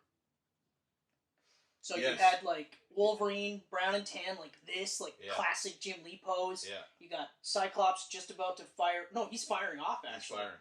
That's right. I had the gatefold. You had the triple one? The one that flipped right out. And you got I all ended the up getting covers. that one later. Yeah. I ended up getting that one later. But it had different coloring, and I kind of like the pink coloring on the individuals more than the green of the... Yeah. Of the, Oh, yeah. Yeah. Remember those cards? The whole run was done by Jim Lee. Yeah. And that the last sequence was the Danger Room sequence. Yeah. And you had all of them. Those are my favorite cards. I loved Marvel cards. Series 2 Marvel cards were my favorite. I liked Series 3. But Series 3 was the one, I think it was... Series 3 was weird. It was like cutouts of characters, and then they had like a space theme going on behind them. Yes. Yes. And then Series 2 had like that beige frame going around. Series 2 is my favorite because Series 2 had the beige frame. Yeah. But they had the power ratings. Yes. For the first time. They had the power ratings, right. The Series 1 had their heights and their weights in the first appearance and all that kind of stuff. That's right. And their bio. Yeah. And so Series 2 had bio as well. Yeah. Height, weight, first appearance, And power affiliations. It also had affiliations. Right. It had aliases, if necessary. Yeah. And then it had the power ratings, and I was like gaga for the power ratings. So then, so the X-Men came out like right after that one, and it was the same thing, had power ratings, but it was all Jim Lee. Gorgeous. I never had that set, but you did. I ended up inheriting the full set. You had the X-Force one too, right? No. No? I had some X-Force cards. Okay, maybe that's what I'm thinking. Because we both ended up with a couple of X-Force cards, because it was one of those where I think Miss Parr went to get X-Men cards, but they didn't have them. Got the X-Force. Got X-Force instead, and we had to do that move where we're like, oh, thanks! You got me Liefeld over Lee? And then in our heads we're like, fuck this shit! You know? But she was great. She was great. Like, amazing teacher. To literally sit there and be like, oh, you guys are into comic books? Okay, so if you guys win a spelling bee or a math minute, I'm going to get you Marvel cards. I'm going to get you Marvel cards. And it was actually Marvel cards that got me... I was collecting Marvel cards before Marvel Comics. Oh, me too. Me too. Yeah. I was in. I was buying comics here and there off newsstands at, like, the corner store. Yeah, exactly. But So I wasn't going to comic stores or anything. And I wasn't literally, like, looking for specifics. It was just like, oh, this looks cool. Like, Yeah. Mutanimals. I had Mutanimals, which I don't know if you recall, Mutanimals, or it might have been Mutanimals. I'm not sure of the pronunciation. But what it was... I do not remember. I think I've erased that from the memory bank. I remember it was a... If I remember correctly, I know there was a dolphin for sure, but I can't remember the other two animals. And it was a dolphin head, robot body, Mm-hmm. and I think it was issue 3, so I don't even know how they were created. I don't know what happened to that comic book, but I think I read it and I was just like, what the fuck? I was buying I got a couple Amazing Spider-Mans off the newsstand. Wolverine number 44 was my first Wolverine comic. Oh, interesting. Yeah. Darkhawk and Sleepwalker, was digging those. Yeah, you were big into those. I saw all of the Image comics when they're coming out, so I got Pit, Spawn, and Youngblood off the newsstands. Yeah, I was Savage Dragon all the way. You got Dragon. I was Savage Dragon all the way. I never got Dragon. That was the only one that I got, actually, was Savage Dragon. Yeah. Because, and I've said this before, but like I wasn't a huge Todd McFarlane fan, although I thought Spawn looked awesome. Oh, yeah. But the concept was too heavy for me at the time. I remember being like a kid in public school, and we were like flipping Spawn back and forth around the class, because we traded comics in the class. I remember, like, that was the first time in a comic book that they talked about pedophiles. Yeah. Because the ice cream guy was a pedophile. That was a heavy comic. And I remember being really fucked up about the fact that, like, it was hard for me to grasp the concept because, so Spawn was short for Hellspawn. Mm-hmm. So he died, went to hell, sold his soul to the devil to get back to see his wife, and he had to be Spawn. And the part that fucked me up was that even though he killed Kincaid, I think that was his last name, Kincaid, Stan Kincaid or something like that. But anyway, so he's an ice cream guy pedophile, and he kills him, but the pedophile goes to hell to further Malbolgia's army, and I remember just being like, holy fuck, like I never even thought of that. If you're killing bad guys, you're like stacking the deck for hell. Yeah. I was just like, this is too much. So I could not, I was not mentally prepared for it. I've always wanted to like reread Spawn now that I'm an adult. Yeah. Especially now, like they're making this huge thing with number 300 coming up, and I'm like, oh man, I really just want to read it for some reason. I agree. Like that's one of those ones, but also what especially else? with Greg Capullo back on art. Especially now. Yeah. Like, now. Fuck. Holy crap. What else did I had like 1 issue or 2 issues of Wildcats. Mm. Yeah, that's right. I think I had a couple Wildcats. I had Wildcats 1. I had Brigade. I also had like 2 or 3 issue 2 or 3 of Brigade. Yeah. Was that Wyatt? Was something Wyatt was the artist? I can't remember exactly, but I remember I liked Brigade. The Max. I had the Max. I never had the Max, but the Max was incredible. Max is so good. Holy shit! So good. But it was the cartoon that really got me. I never really read the book. Yeah. But I watched the MTV Max cartoon and I was in love. It's so crazy wacky. Wow! And now I was like, man, I wish I would have read the book because this is fucking crazy. It's nuts. It's nuts. And it's heavy too. Like it's heavy adult. Again, I never really got it as a kid, but I love the artwork. But and I remember I read because Jason Halverson had Youngblood. Yep. And I remember reading Youngblood, the first issue, and that one was kind of interesting because it was like a celebrity team. They were endorsed. You know, they had contracts, toy deals, and stuff like that. So they actually talked about stuff like that. With even like Bedrock. Mm-hmm. They actually referenced the fact that Bedrock had to change his name to Badrock because of the Flintstones trademark, which I thought was really interesting. Like, so it was one of those things where Liefeld was ahead of the curve there. Yeah. So especially like as I'm saying that, we're talking about Youngblood, and then you think about the boys, and you're just like fuck, man, this is like mid '90s, and he's already like looking at it like, yeah, they would be celebrities. Yeah.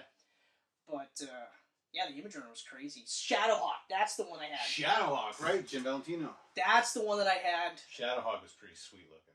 That cover, that Wolverine-inspired cover, yeah, all black,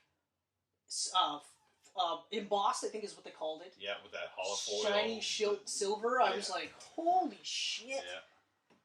And it was incredible. He was breaking people's backs. Like, it was fucked. Yeah, no, Shadowhawk was sweet. Jim Valentine, yeah, that's right. There was a lot of great. I don't know how well they would read today, but yeah, I don't know either. I remember, like, because you had Pitt, and I was all over Pitt because I'm still a huge Dale Keown fan. Yeah, same here. Huge Dale Keown fan. And I loved Pitt. I thought the concept was incredibly cool. I still have all 20 Pitt comics. Actually, now that I'm thinking about it, they were one of the few that I didn't read. I never read any of the Prophet stuff. No. I read Troll. I had a couple of issues of Supreme. Troll. Read Supreme. I never read it. I read one issue of Supreme. I think it was the one you had, the first issue. Yeah. I had a lot of Image number 1s. It's weird because I just shopped at corner stores. I didn't go to comic stores yet. Yeah. But just looking at those Image comic covers at the newsstand, you could tell right away that they were iconic. Like, this is something. Yeah, you couldn't look away. Yeah, like Image, like DC, Marvel. Yeah. Image. What is this? Plus, you felt cool because you were buying a book that like no one was buying. Because I wasn't reading Wizard magazine. This stuff wasn't covered on the internet back then. And then when we did read Wizard magazine, it was like, fuck. Wizard was amazing. I loved Wizard. I got into so many awesome books because of Wizard. Oh, Invincible, I got into because of Wizard. I remember, like, actually, this happened the other day. Just trust me, we'll get back to Logan. Yeah. Michelle was like, I still can't believe, like, you know, like, artists. Like, you talk about artists and writers and comic books. It's like, how would you even know that stuff? Like, how would you even know them to look at them? It's the same way that people know hockey players. But this is what I said. I said, well, honestly, it's because of a magazine called Wizard Magazine. Yeah. Because they would say, like, upcoming creator, or spotlight on this creator. Or they would actually literally have top 10 artists, top 10 writers. And it would be, like, name, what book they're working on, and you get a picture. Mm-hmm. You know what I mean? And then I was like, and I said, it's kind of like the sports stuff. She's like, well, I get that part, like, for heroes, but it's the writers and artists. And I'm just like, it's because of Wizard World. Because if it wasn't for Wizard, I wouldn't know what half these guys look like. Yeah. You know what I mean? Or I wouldn't know, like, I'd know their names, but I wouldn't know what they looked like. You know what I mean? Or I wouldn't have, like, oh, check out this artist, upcoming, whoever, Jason Pearson. Jason Pearson was one where they were, like, upcoming, and he, body count? Was it body count or body bags? Body bags. It was body bags, and it was his creator-owned Yeah, I always thought it was weird that they did that artist ranking. Because it's just like, wow, you're really putting those guys on a pedestal. Not only that, it's also because it's subjective, right? Mm-hmm. Like, you can't, I mean, you can quantify in sales. You could. But it's still subjective. Yeah. You know, because believe it or not, Kenneth, there are people that don't like Grant Morrison as a writer. I believe it. I don't. I you know what? No, I do. I've read Morrison where I've been like, that's too wacky. I can't get into it. His end of his X-Men run. Well, yeah, that 300 final arc. or 3,000 years in the future, and Wolverine was still alive. Mm-hmm. That was had a ponytail. That was shit. Yeah. And also, I know they made a big deal about Mark Silvestri coming back to the X-Men for the art, but that was terrible. That was terrible. Oh, Silvestri, Cyberforce. Yes. That one too. Yep. Mm-hmm. But yeah, that was terrible art on that X-Men capper. Yeah. And then he came back again for Incredible Hulk, which was also not good looking. Yes, some artists are just better left in the 90s. Yeah, exactly. I know it's bad to say because it is because he is a good artist. I can't draw what he draws. No, I will never say anyone. I can't draw as good as him. If you're doing a comic book, you're doing better than me already. But I always like to reference Jay Lee because Jay Lee's a guy that really came up in that, like, Mark Texiera time period where, like, they were doing this really, like, sketchy but hyper stylized art. Like, Texiera was one that I was never really a big fan of, and he did a lot of Wolverine books. Yeah. Eventually, I got used to his art. Like, I love Tex on Ghost Rider. Yes. He was awesome on Ghost Rider. Yes, he was. Yeah, he was. But did like the Midnight Suns, like when you look at Jay Lee and you look at when he started on Namor, the Submariner, and it was just like it was okay. It was clearly influenced by like the same guys like Will Sportaccio and Liefeld and Tom McFarlane and stuff like that. Like clearly influenced by those guys.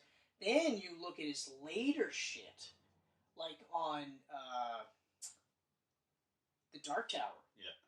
Yeah. Or if it is Batman Superman run for the New 52, and it's just like, this is gorgeous. Mm-hmm. But you would never have said he would have gotten to that point. Yeah. Like, never, ever.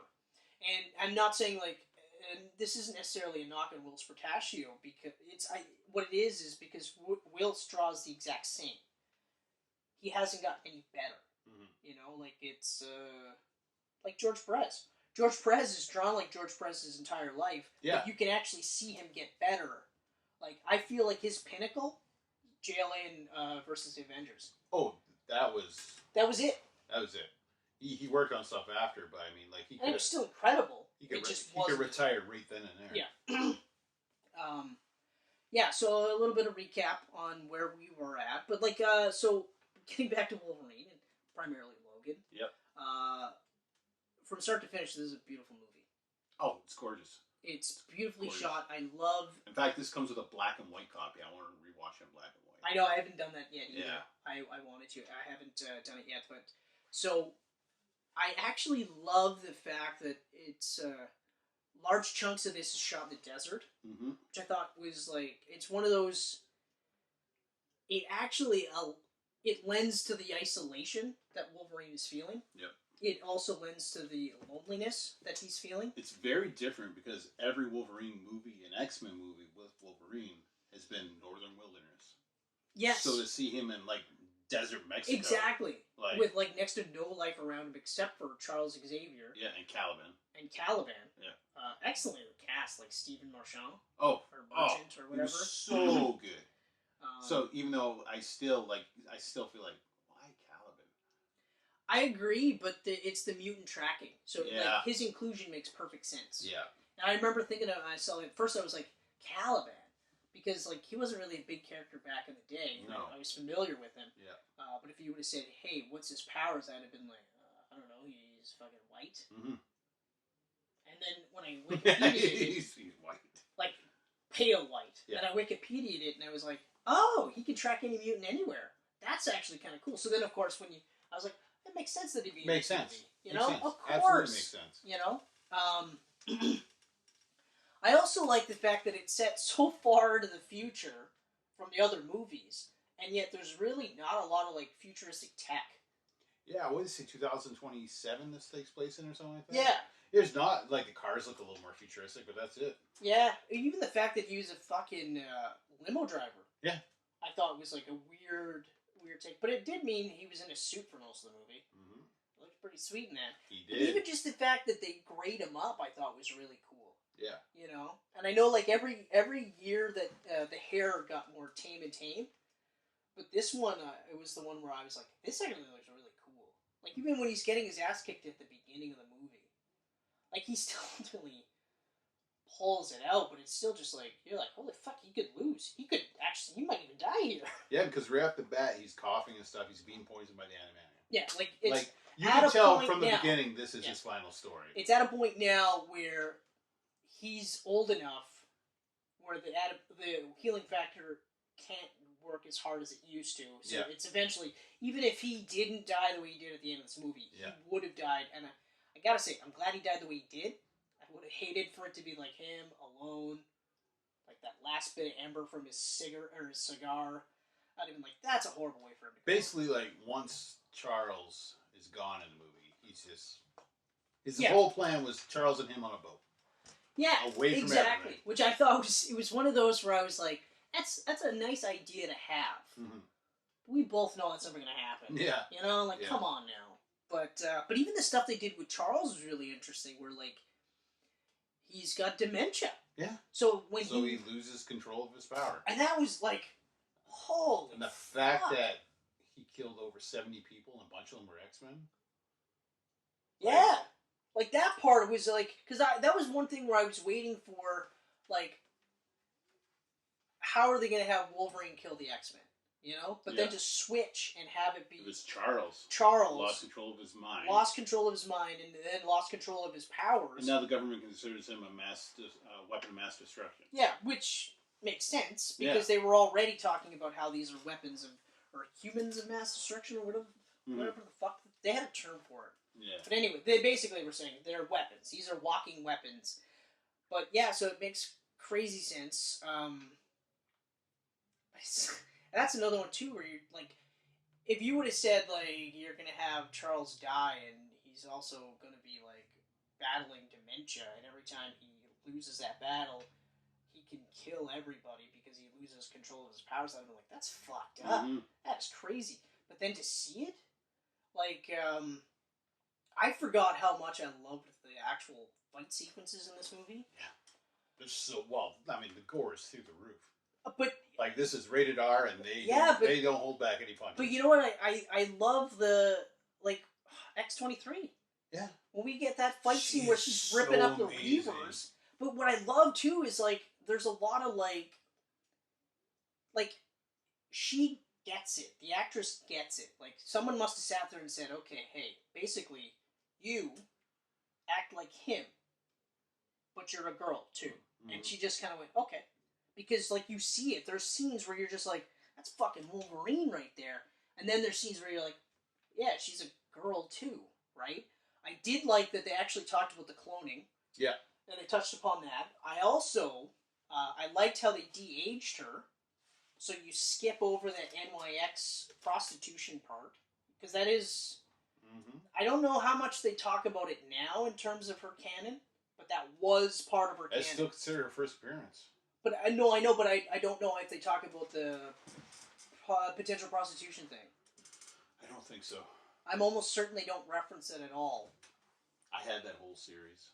Beautiful, beautiful art. I sold it. What is it, Adolfo? No, that was Joe Quesada writing with Josh Middleton on art. Middleton, that's right. That's the name I was But then someone else took over the last 3 issues, I think, because Middleton couldn't keep up with schedules. Wow. That art is incredible. Yeah. That's the kind of thing where, like, sometimes I think, you know the artist you're dealing with, give him, like, a 3-month lead-in. I actually started reading it because Middleton was doing the covers on New Mutants that I was collecting. And the covers were so gorgeous. So when I saw that he's going to be... But if you know that's the guy, he's probably going to say, hey, look, man, like, it's going to take me a while to do this shit. Yeah. Give him 3 months to get a head start. You know? There's nothing wrong with that. No, they did that. Who did that? Steve McNiven did that recently, right? Mm-hmm. Gave him a 3-month head start. Still can't keep up.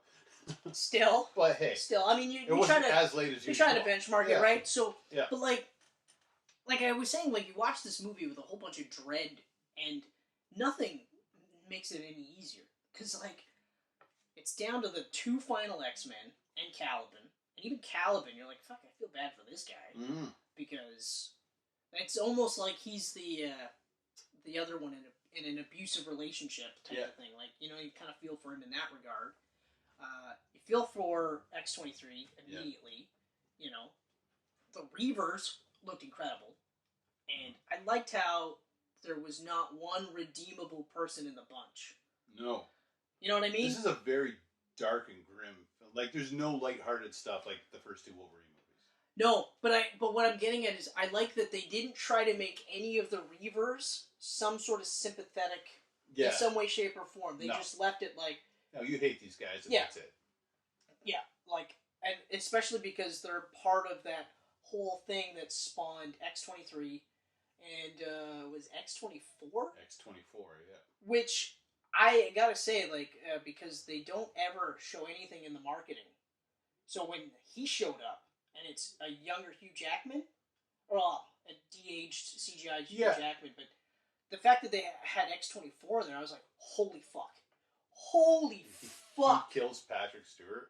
Right when he's like giving his heart and thinks he's talking to Logan. He thinks he's saying like this to Logan, and then it's just like, and I was like, oh shit, it's not even him, and then he gets gutted, and you're like, holy shit. Yeah. But again, before I get too far off there, it's the fight sequences, right? So the fight sequence with X-23 in the desert, amazing, absolutely incredible, and a great way to establish her right away, right? The way that she plays off of Hugh Jackman's Wolverine, like he's just boom, boom, boom, and she's flipping, doing acrobatics all around him. Yeah, but then also the way she plays off of with Professor X is also really cool too.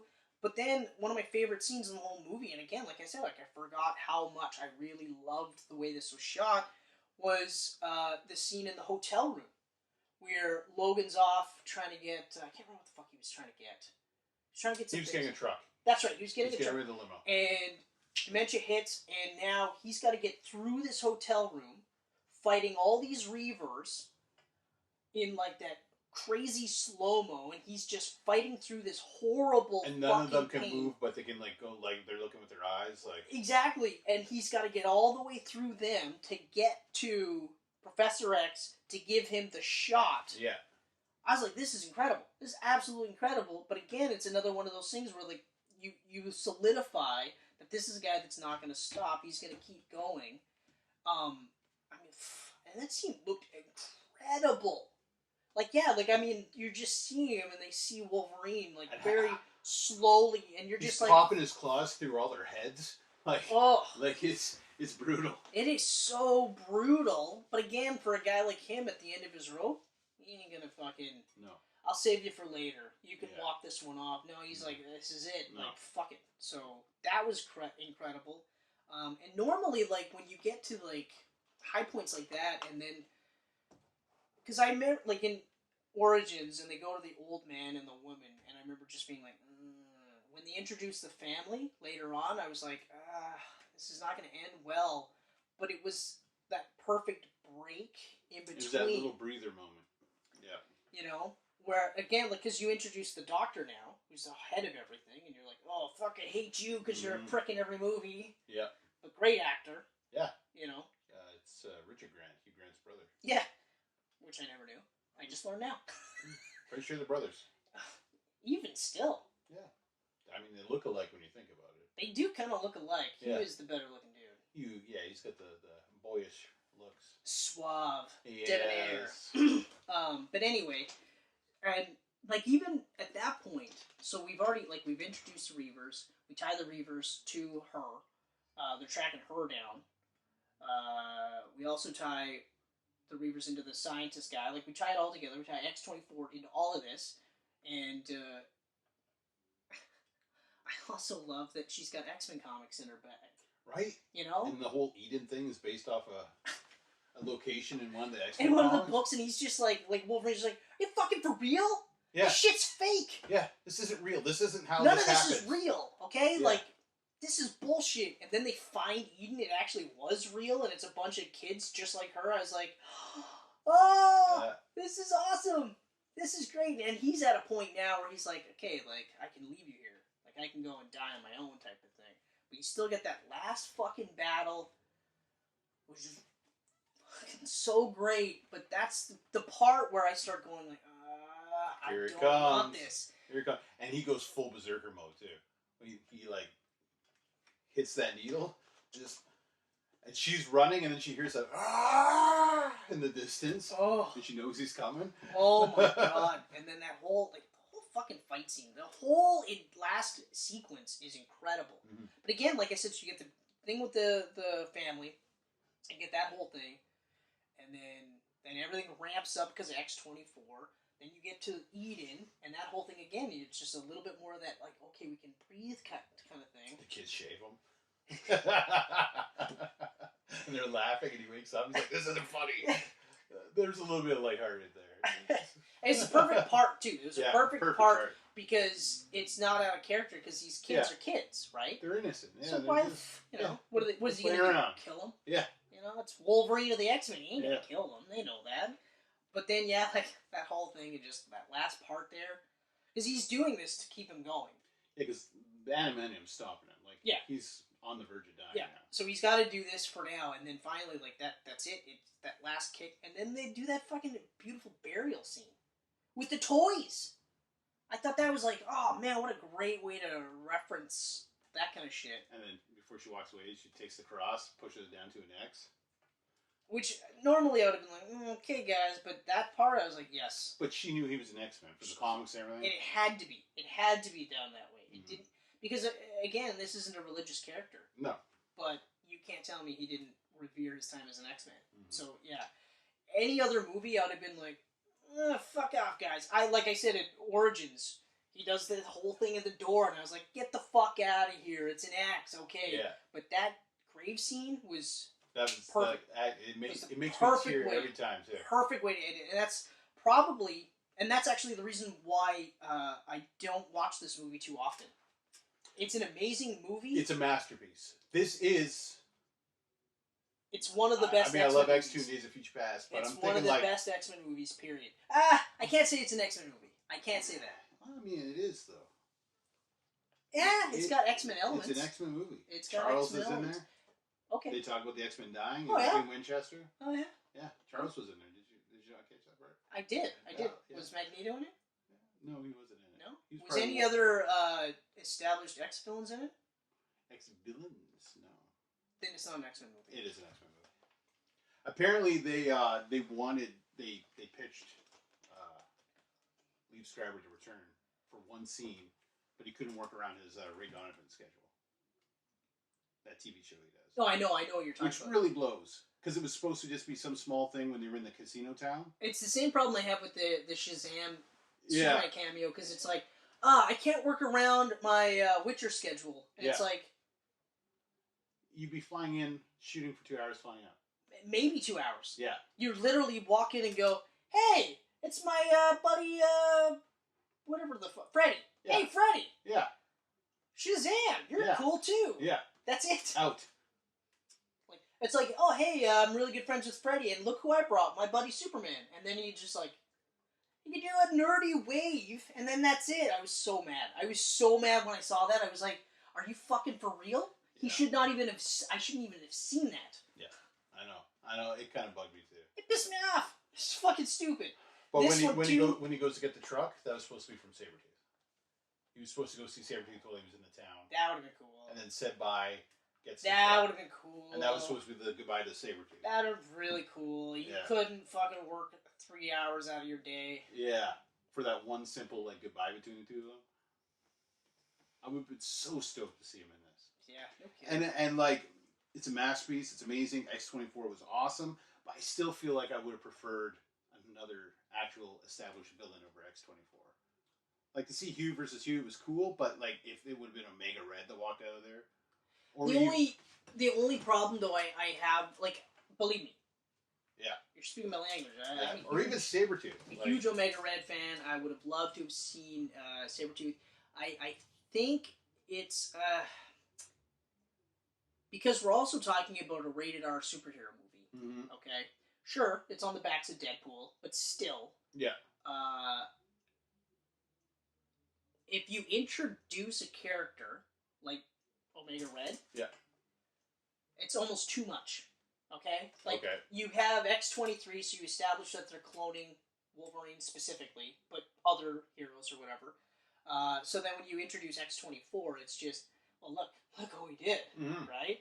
So that's easy.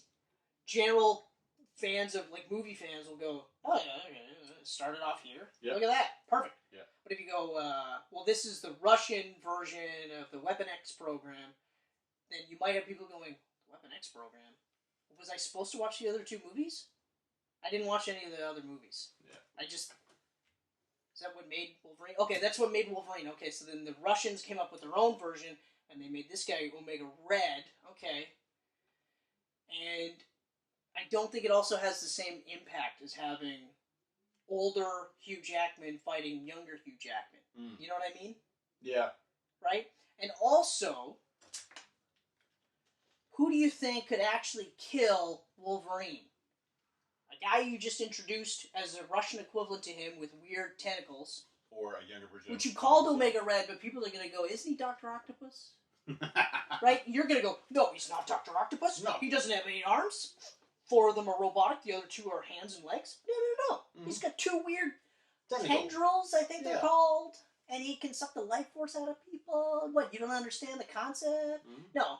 But most people will go, well, yeah, a younger cloned Wolverine would kill an older dying Wolverine. Why wouldn't he? Yeah. Especially because there's no good in him. He's just, no, I'm going to fucking kill you. I'm going to kill anybody. Mm-hmm. You told me to kill him, he's dead. You know what I mean? Yep. You get that? Mm-hmm. You got that? I got it. It's just hard to say goodbye, I guess. It is. Because I still wanted to see so many more characters. You know what? You know what? And the other part, too, though, is this kind of movie doesn't lend itself for too many characters. No. Caliban. I was like, I get the tracking, but I was like, Caliban. All the fucking X-Men or mutants you could introduce for the last time. Especially because Calvin in the Calvin. comic books, he's actually, I think maybe it's just because it's a comic book thing, but he's actually, like... He's huge. He's jacked, he's got, like, fucking... He's ginormous. You know? He's not, like, this 8 foot tall, but skinny, like... Yeah. Almost skeletal. Yeah. You know? But, I fucking felt for him, though. Like, they're, like... Oh, burning him? Oh, in my the God! sun. I was like, yeah, Jesus Christ. And then he has that little bit of redemption with the grenades. Well, it's not even a redemption because, like, he can't help it. Like, that's the part that I feel the worst about it. It's like, he can't help it. He knows he can't help it. He feels guilty nonetheless because I would too. I'd be literally like, I'm sorry, I couldn't do anything other than rat you fuckers out. Yeah. You know, and everyone would be like, it's okay, we get it. But I'd still be like, no, you gotta kill me. Because I'm gonna kill you because of what I can do. Right? But yeah, the redemption, I don't say redemption, but it was just one of those, like, the last little, like, fuck yeah. Yeah. Fuck yeah, stick it to them, right? Fuck. And the music is so good in this movie. It has to be. It's got that western feel at the beginning during all the desert stuff, and then kind of like it gets a little more epic like at the end. Oh, God. And then the piano, like just piano coming in, like it's just Yeah, it's absolutely it's incredible. a classy film. Yes. It's a really, really well done, classy. It's not flashy like the rest of the X-Men movies. It's just No, not at all. And also, it's not rated R. It's not saying, yeah, we're rated R, so this is what we're doing. Like, Deadpool was literally like, look at all the shit we're doing because we're rated R, right? They just sat there and said, okay, but, like... We're going to tell a story without restraints. Yeah, we don't want to be, like, cut down by, like... We actually want to show the gore and the blood and stuff because it's all there for a reason. We're not going to have Wolverine visit a strip club just because it's restricted. Yeah, exactly. You know what I mean? Like... Yeah. Or just have, like, a 40-minute, like, orgy scene, you know? You're right, classy is a really good word for this. It's a very classy send-off to an incredible character, which was made even cooler by Hugh Jackman. And you got a Guinness World Record for this. For playing one character the longest of anyone.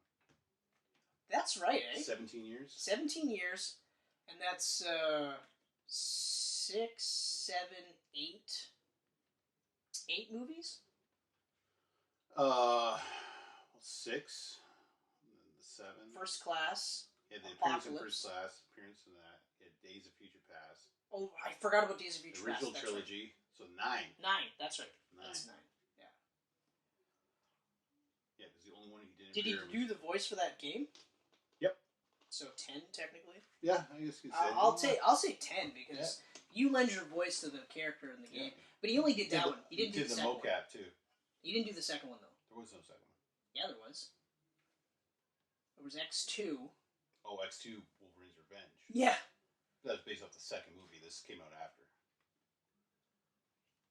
Oh, wait. Hold on. No, when I'm talking about X-Men, the Wolverine game, I'm talking about X2 Wolverine's Revenge.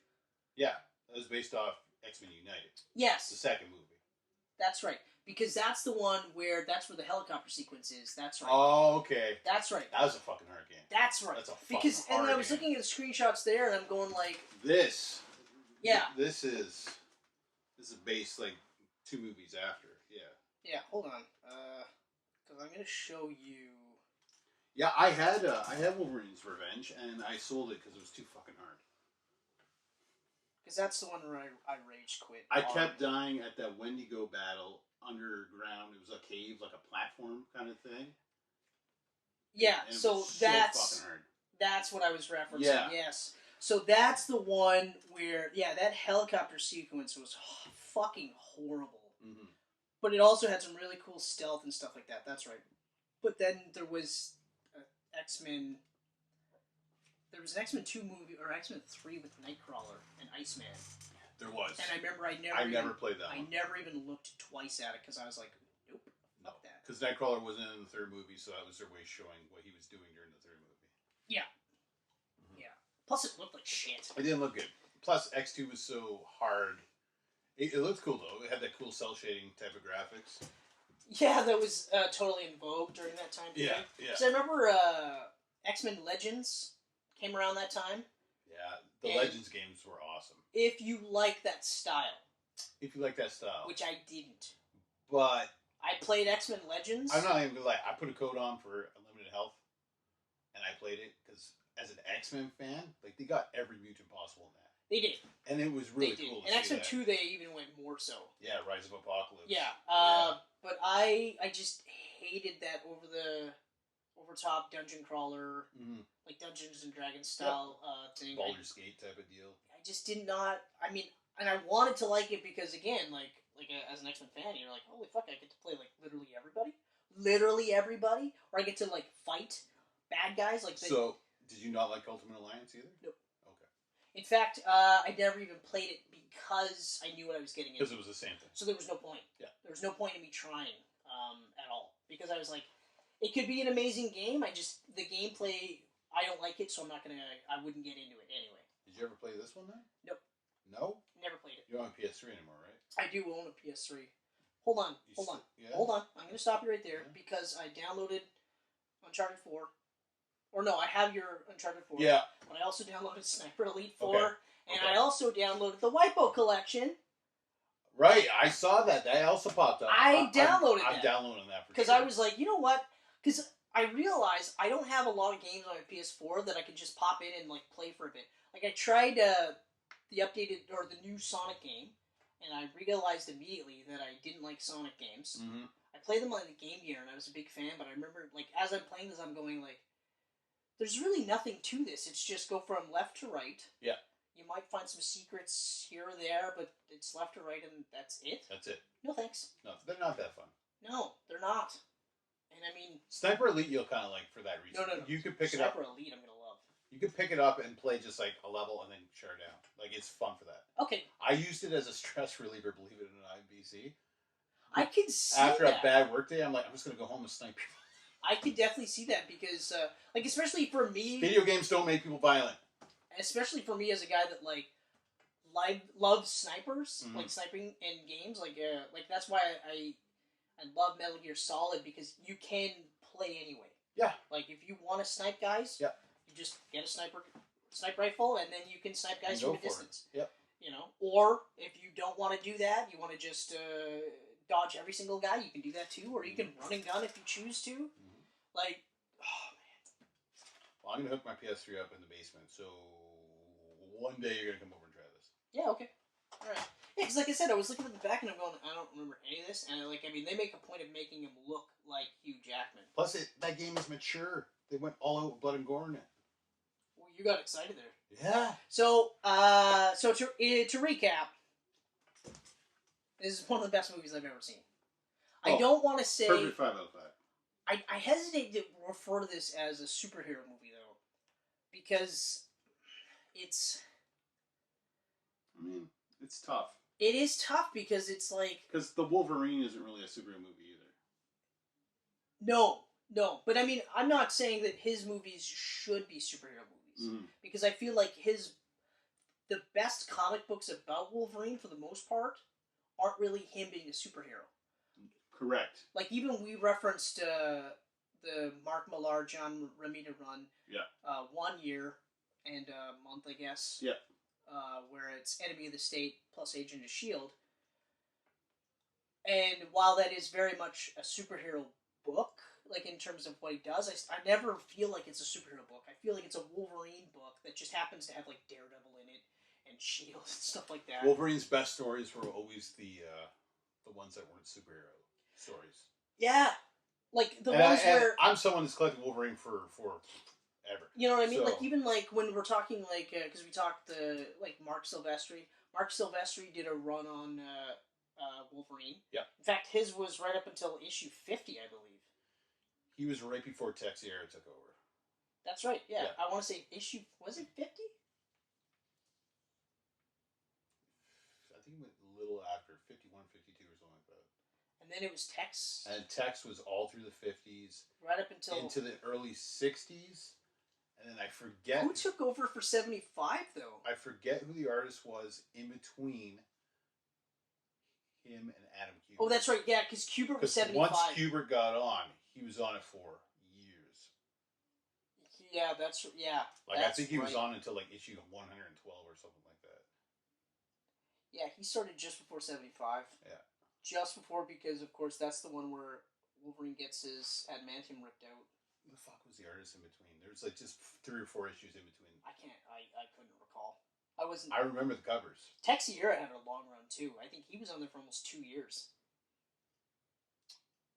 Yeah. Early 50s into the 69. Somewhere around there. He was in 70. there for a little while. Yeah. Close to 2 years. Yeah. Like, I remember it was long enough where I was surprised when he wasn't on the book. Yeah. You know, but then again, we're also talking like a time period where, like, when a writer and an artist were on a book, they were typically on that run for like at least a year. No fill-in artists. But 9 times out of 10, they were on for 2 to 3. It was just one solid run, and then a new creator would come along. Yeah. There'd be no relaunch. You would get one number that continued. Yeah, exactly. I mean, don't get me wrong. Like we talked about this. Me and you were saying like now it's. I feel like it's okay for comic books to do seasons, where one run. I'd be fine with seasons. Like a team they'll say, hey, my arc is going to be, let's say, 18 issues, and then after that, you know, you do that 18 issues, and it's okay, great.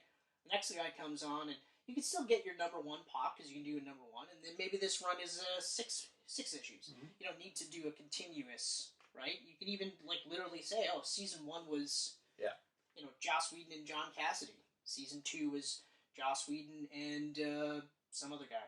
Not as good as John Cassidy. Yeah. You know?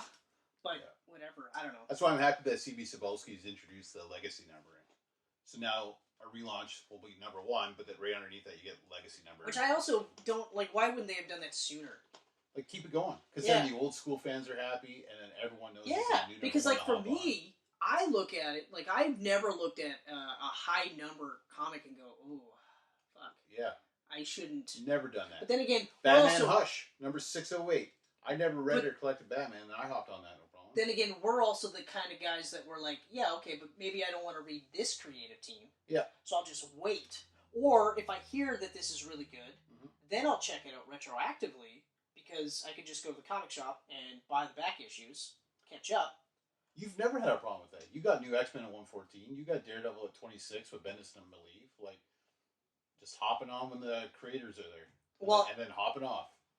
Bendis and Malieve, you were like, yeah, you got to read this. And I think you gave me, or I read Hard Boiled at your place. Yeah, you read the first few issues at my place. Hard Boiled I read at your place, because that's the one where... Oh, yeah, no, hold on. Yeah, that's the one where he ends up, like, beating the shit out of Bullseye. And ends it with him, like, he's got the hammer, and he's like, you don't think I looked into you? I know what your name is. Your name's Lester. Yeah. And then he, like, you like Bullseye so much, and then scars the bullseye in his forehead. That's right. I believe that's Hard-Boiled. And after that, I was like, yeah, I gotta read this run. I gotta read this run. Even though I didn't really like the ending as much. No. But what I really liked was that they still ended it with him going to jail. They left it on that cliffhanger. Lark and Brubaker picked it up from there. But I never checked that out. Without any problem. I never checked that out. That was good. Didn't that lead into Guggenheim's run on Daredevil? No, it led into Andy Diggle. Oh, yeah. Andy Diggle took over, and then you got that Shadowland bullshit.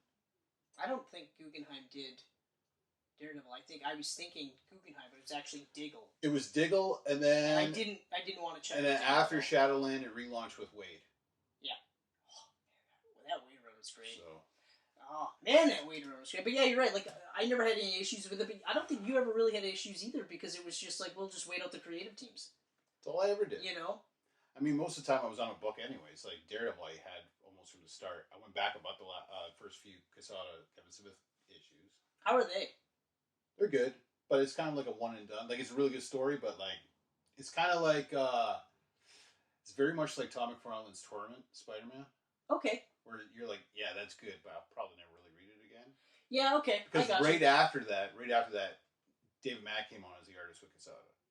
And then David Mack and Bendis. Yeah, that's right. I remember because you're a huge David Mack fan, so that's right. You were. That's how I got into Daredevil, because I was reading Kabuki, and I was like, "Oh, David Mack's on Daredevil." Yeah, no, I remember because I remember like Daredevil was one of those characters that was always on our radars. Yeah, I remember I checked out a couple of issues when Carrie Nord was the writer. Yeah, and I can't remember who the artist was, but then they went with Gene Colan.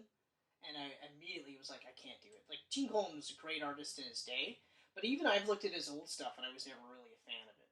But it was just like, I can't do it. So then I just kind of just hovered around the peripherals, but then, yeah, that Bendis and Malieve run was unheard of. Yeah. Like, just incredible. Wow.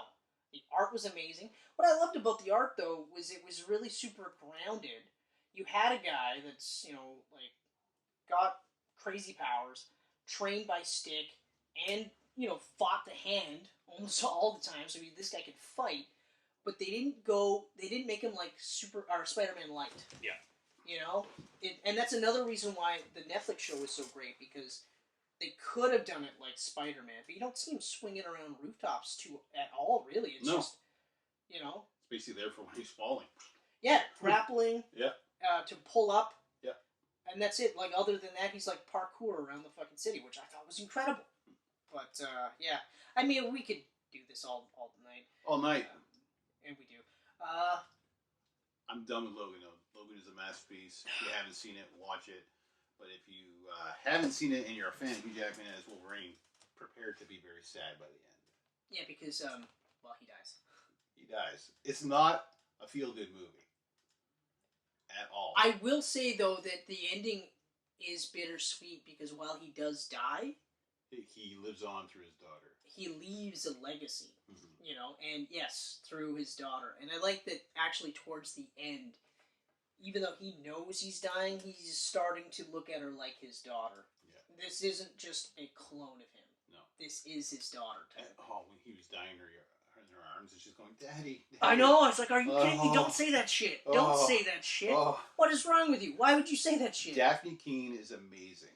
This is her first movie. The worst part, honestly, the worst part about Disney buying Fox is that we can't see her continue as No! X-23. Although I don't know why. Why would they recast? They don't need to. They will. I know. And we had the option, like, right there, like, with Cable and Deadpool, he could time hop. He could easily bring X-23 to the whatever timeline. Well, I mean, how old is she now? How old was she 15. In this? She's got to be around 15 now. Why can't they just cast her? I don't know. She was so good. Because, I mean, to be fair, she's not going to look exactly the same. So she'll look a little bit different. Yeah, she'll look older. And not only that, Disney would get fucking huge points for doing that. Mm-hmm. Instead of just being like, we have to do everything brand new. Yeah. Although I will say, I'm glad that I heard that the Doctor Doom movie is now off the table for now, because it sounded cool. And that creator is really good. My problem, though, but we didn't need a Doctor Doom solo movie. That's exactly it. Especially one that didn't connect to anything Fantastic Four related. It's also like, while I am intrigued with the Joker movie, I don't think we needed it. I will say, and I agree with that, I will say the Doctor Doom story would work perfectly as a what if episode. Yep. Once Doctor Doom's been introduced. Exactly. But again, so hopefully they still get to tell it. I agree.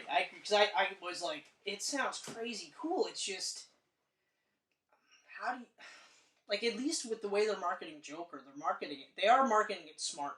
They're marketing it as a Joker movie that's not really part of any continuity. They're basically just saying it's Joker, but it's nothing. Yeah. From the comic. Yeah, exactly. It's not the Joker. It's just a character study. There's no one in it from the comics. You can take out all the superhero, like the Joker elements, and it's still going to be like a Taxi Driver type movie where it's a character study of a guy going crazy. They could have basically called it anything other than Joker. Exactly. But they called it Joker to make some more money off it, I think. Yeah. I think they had a screenplay that they went, oh, you know what? Let's make this Joker. But I got to tell you, though, like, I'm with Will Tenhave. As a character study, it looks really good. Yeah. It looks really good. And that's how I feel. Like, I'm against the whole idea. Like, I'm still just like, we don't need the movie. But I'm like, I'll still watch it. I'm going to watch it. But I just, I don't know. We'll see. See how it plays out. But, anyways, I think we might have... once again for joining us on the Geek Pants Camcast, number 48. Boom! There we go. You can find us on Facebook, Twitter, Instagram, Apple Podcasts, and SoundCloud. we're at all those places. So come and check us out. But you didn't say YouTube. Okay, well, they're already on YouTube if they're watching us. Still, though, if you don't say YouTube, the guys that are on SoundCloud or Apple Podcasts will go, what if I wanted to see them? What if I wanted to look at their beautiful faces? Chris makes a really good point. Really good point.